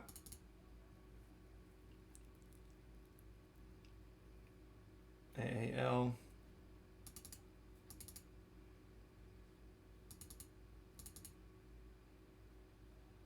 JNUG. Doing pretty well. GDX breaking out to the hourly. This might not be a bad deal here.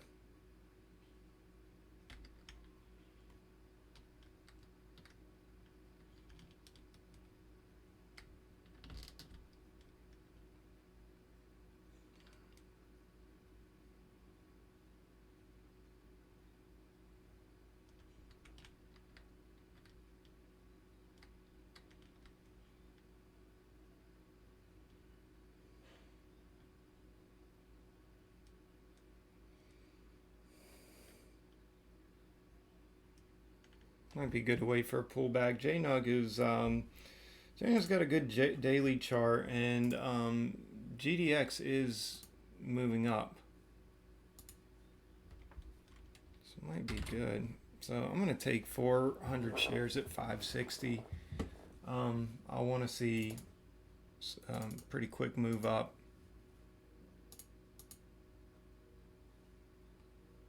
Let's see here.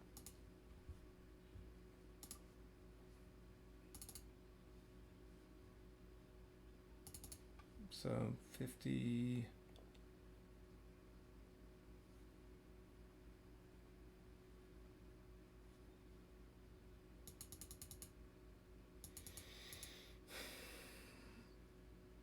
$53, $52, I'll stop sell, and then I'll stop sell the rest at 49. But let's see here, let me look at the 5-minute of GDX. Yeah, GDX is breaking out to highs. It's moving up, so that's good.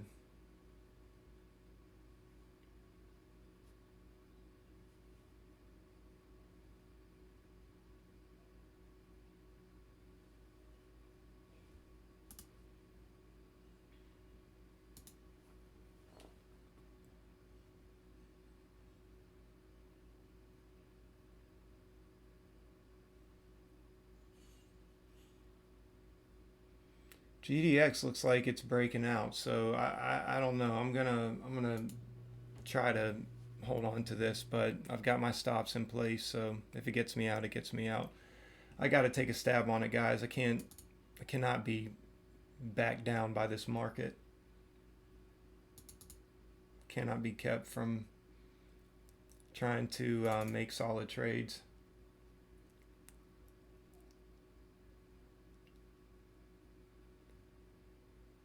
Tell you what though, SPY is getting crushed a little here, so which means, unfortunately, means JNUG might get crushed. Yeah.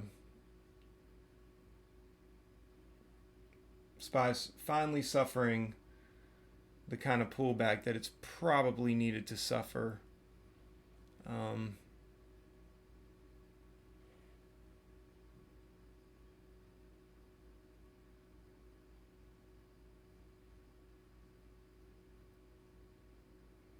It's breaking down breaking down through the 9 and the 20 EMA, so it's pretty significant. It's hopefully just taking a breather, minor pullback, and I'm out. All right, well, can't blame a guy for trying. So Sagar says, has happened to me, lost 15K on one stock in the span of 6 years. That's crazy, man. Man.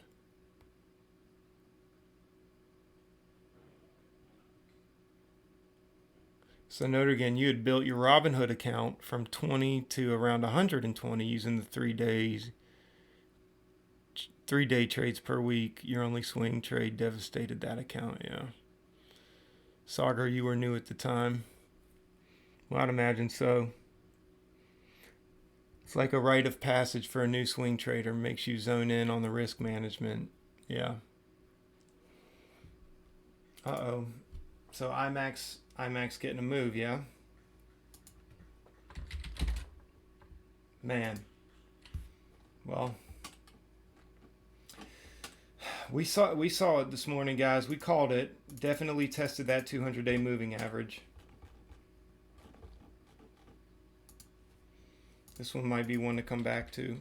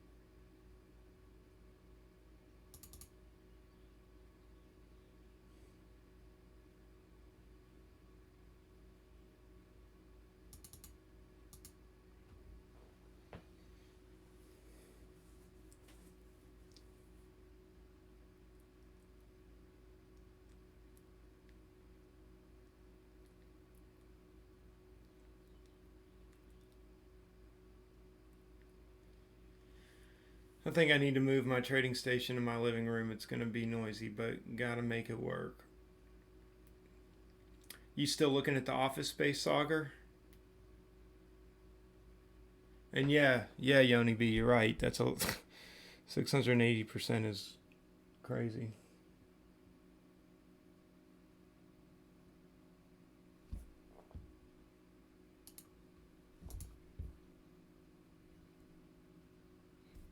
Just have to use a simulator tomorrow. Statistically, I know I do it best in quick scouts for my sure trader account on Robinhood. I'm not sure if my approach works in this market. Yeah, be careful. Just be careful in this market, man. I mean, obviously, with a simulator, you don't. I mean, you need to act as though it's real money. You need to like do your best to just try to view that simulator as real money. That's what I did every single day. I would come in and I would say, okay, if this was my real account, what would happen? What would this look like? What And so I think when you do that, I mean, it's like role playing. You just got to get into it. You got to mentally get into it, but you do have to be careful and make sure that you know, make sure you're make sure you know what I would do. I would download OBS. It's a free software for screen recording. It's what I'm using right now to stream. OBS. Again, it's free, and I would document. I would record your trades, and just make sure that and even if you just record little like 5-10 minute recaps while it's fresh in your mind, and you can show your executions and your orders and where you bought and sold and what you were thinking, so that when you go back and watch them, you can get it so ingrained in your mind, like, okay, this is how I was trading and this is what produced the best strategy, the best money making strategy. This was the most profitable. And then go back and and then just duplicate that into the live broker. So good. Yes, put it on your YouTube channel for sure.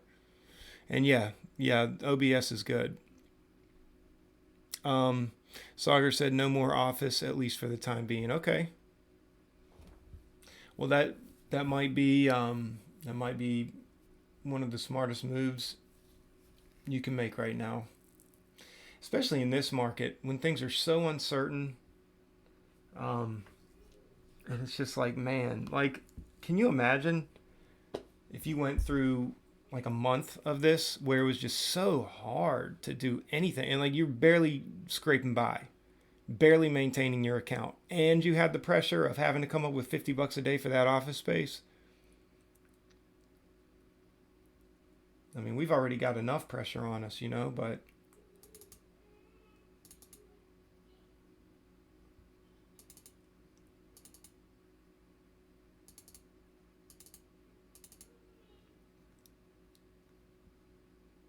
man, this dropped all the way down here. And it's doing it because the SPY. And it's crazy because the SPY was pulling back, and this just so happened to be the first time that the SPY is really pulling back. So I'm going to see, where are we? Do we hit on some levels here? I mean, I guess there are some levels here, but not much. I mean, let me look at the daily chart here.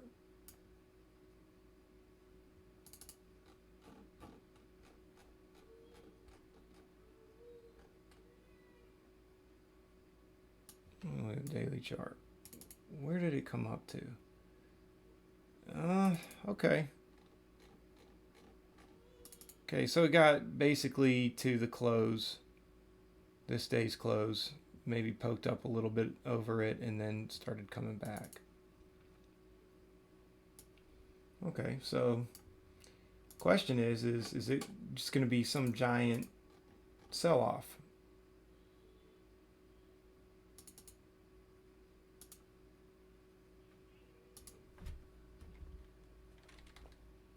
See about iMac here.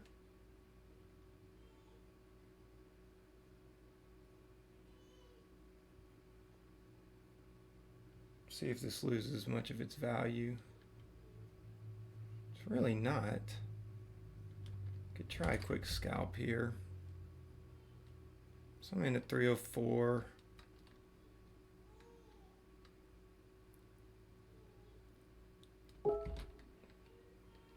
Get out just a little there just in case. It looks like it's kind of stalling a little. Okay, wait for a pullback.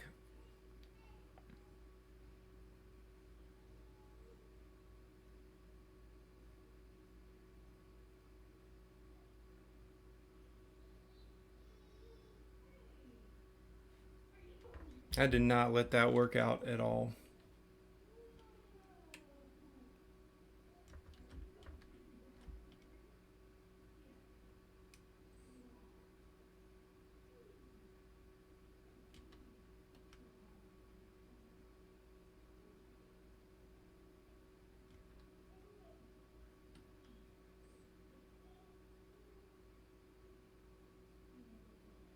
Glad I didn't wait on that. I just didn't like it.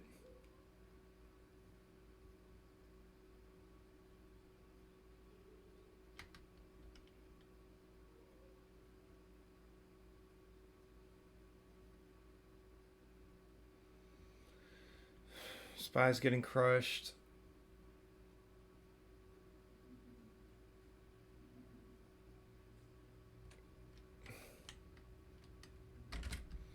Okay, I'm gonna give this another shot, guys, and I'll come out if it. Let's see.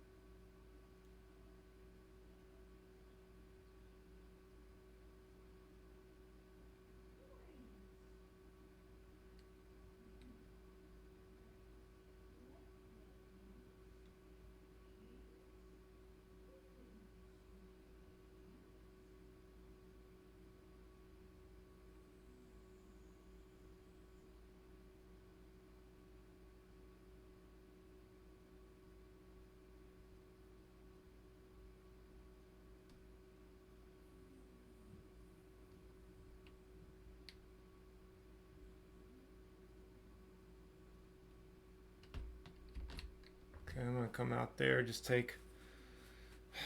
I know I should have stayed in the. Should have stayed in for the halt, but.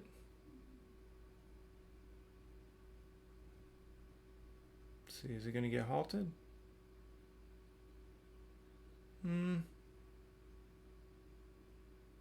Just wanted to bring myself back down a little bit on the day. It's not getting halted yet.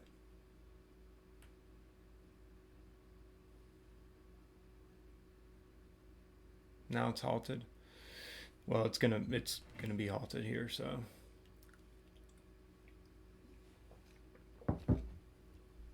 All right. Yeah, Yoni B, I have no idea why the market's tanking. It could just be a healthy pullback. So I had this chart up here, the daily chart, and we basically reached the open of 2 days prior.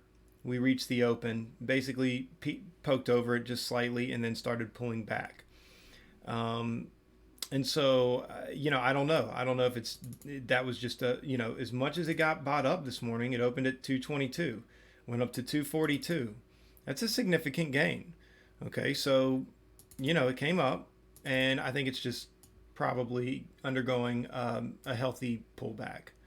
I mean, if I had to guess.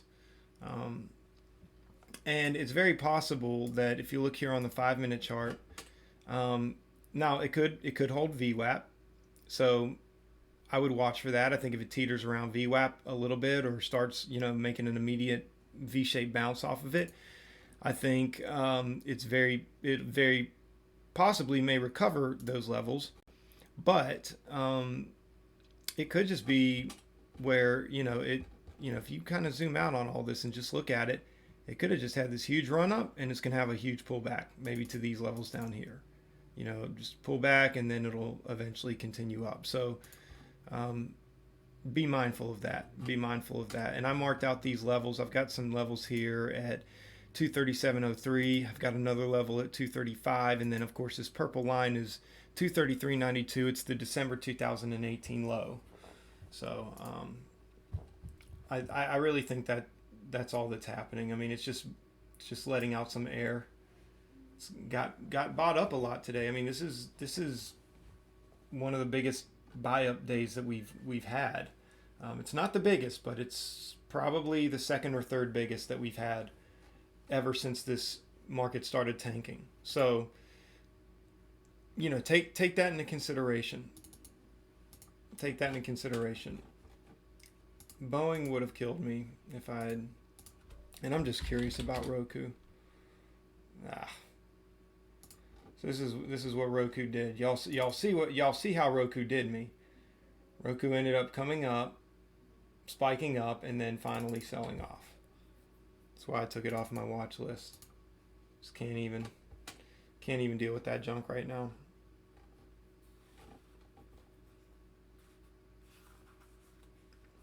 ZM, if ZM holds VWAP, I think it can turn around and make another strong move up. And I think there could be a short squeeze involved with that, because I think there's definitely people who are waiting for it to crack VWAP, and as it cracks VWAP, they get in short, and they might be building a position, hoping that this eventually rolls over and gets crushed and retests some of these daily lows. But so I think if it gets bought up past this point right here, there will be a squeeze, and especially if, past this point right here. And I think the next leg up could be kind of up to these levels here, but I don't know. We'll see. Hold on, I'll be right back.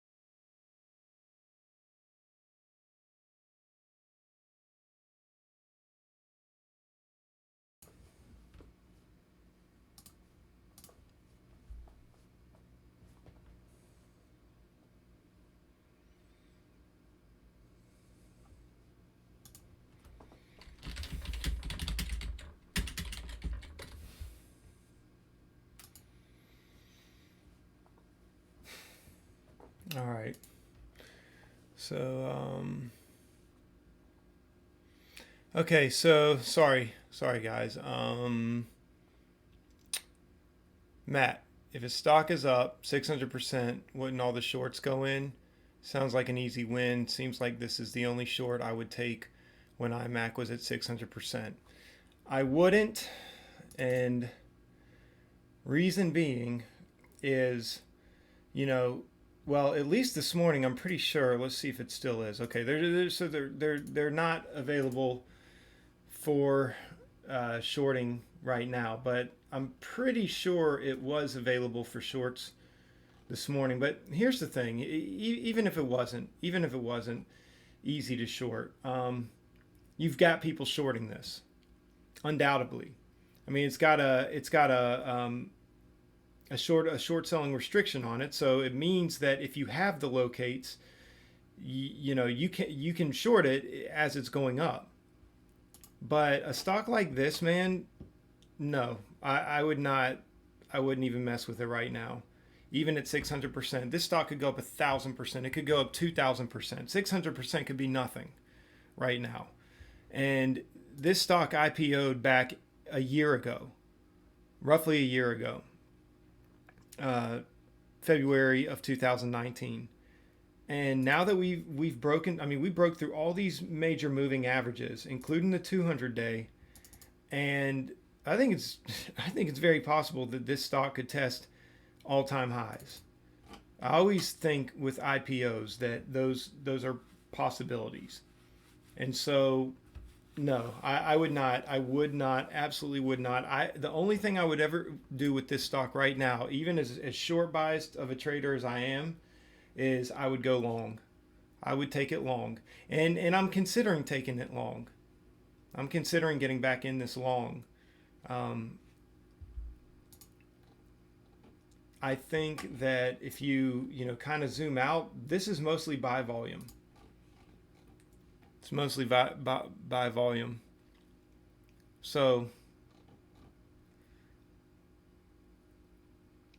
and just so you guys know, SPY is failing VWAP. Well, it's pushing through VWAP. Now, if it gets bought up and closes on this next 5-minute candle on VWAP, that may be significant. But right now, it's losing VWAP, and it looks like it may actually close below VWAP, which means it's going to pull a lot of these other stocks with it. Tesla, Boeing, ZM. It's obviously not having much of an effect on ZM.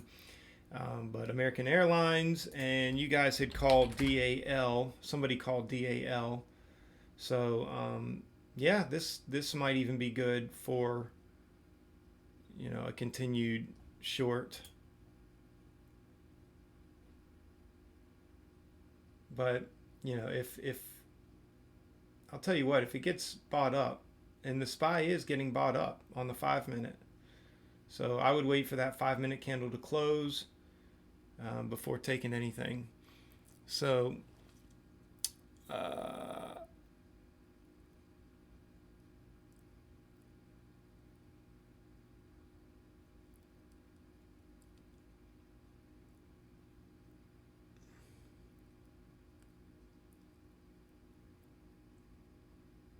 same thing happened with BLPH. It dropped around 600%. Yeah, yeah.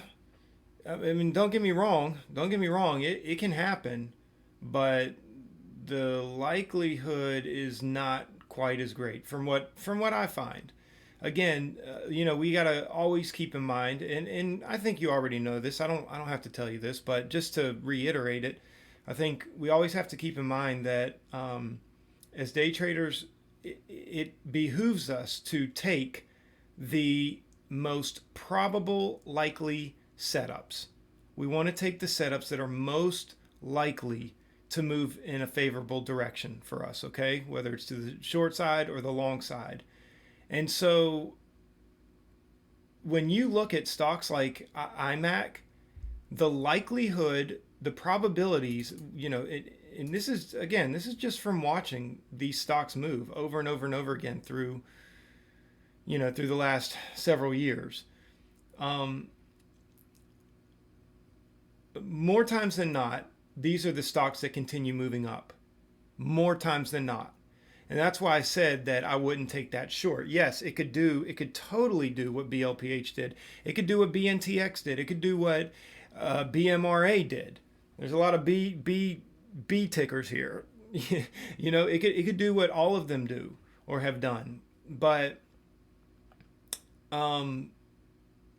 also, those stocks, we have to think about even the times that we're in right now.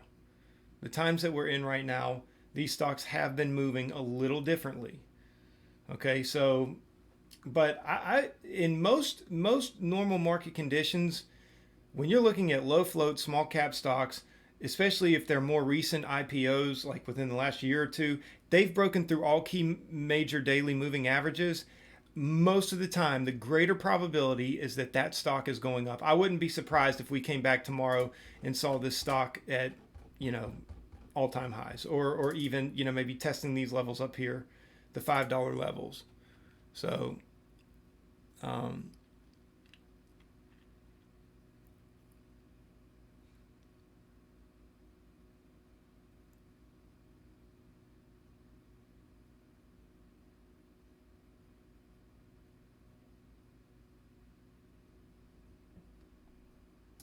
so see what you guys are looking at with Uber. Yeah, so here's the thing. I'm going to show you guys something here. This is something you want to take into consideration. Um, it's SPY's broken through VWAP twice now and been bought right back up. Okay, I know this is a red candle, but most of this is buy volume, or I'll say almost the greater chunk is buy volume. Yeah, I think it would be interesting. I mean, we get another VWAP rejection here. I think this will start making a move up, and I think that'll give you room to go long on some of these other stocks, whether it's Uber or um, let's see, Tesla. Tesla might be a good one. So, me personally, though, I really want to see the SPY hold that VWAP.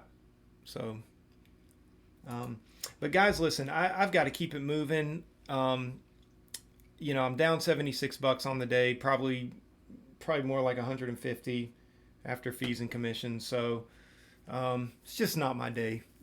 It's not my day, not my week, but I want to live to trade another day. I'm keeping the greater green in mind. I'm hoping that tomorrow I come back here and have another $600-700 day, and that we just blow it out the water. I'm hoping that this stimulus deal gets moved forward, and that we can finally see how the markets are going to react to it. Um, yeah. Anyway, but I've got some other stuff I've got to get into here, so I'm gonna keep it moving. If I will say this, if the SPY continues to hold VWAP and continues to show strength, I will probably go long on one of these stocks. Maybe American Airline, maybe even Uber, maybe Tesla. And then I will keep iMac up and see how this is moving throughout the rest of the day. So, guys, I hate that the last 2 days have just been, weird, off, and, I'm losing out on the vast majority of the trades that I'm taking here, and I hate that. But is what it is. Best thing we can do in these market conditions is keep the losers small. So that's what I'm trying to do. And who knows, maybe we'll come back later and I'll be up $300 on the recap. So be on the lookout for that. It does look like SPY's breaking up. It's breaking up through the 9 and the 20 EMA on the 5-minute. And so we may be getting a VWAP bounce right now on SPY. So we'll see. Yeah, and you're welcome, Work Diver. You're welcome, and many thanks to you also, just for being here, and just for all the support and encouragement. And yeah, good stuff, guys. All right, Flip. All right, Yoni B. Yeah, thanks to you guys too. And Notre again, yeah, thanks to you also, man. So and appreciate the encouragement once again. So Hopefully we'll come back later and we'll be good. All right. I'll see you tomorrow. Take care.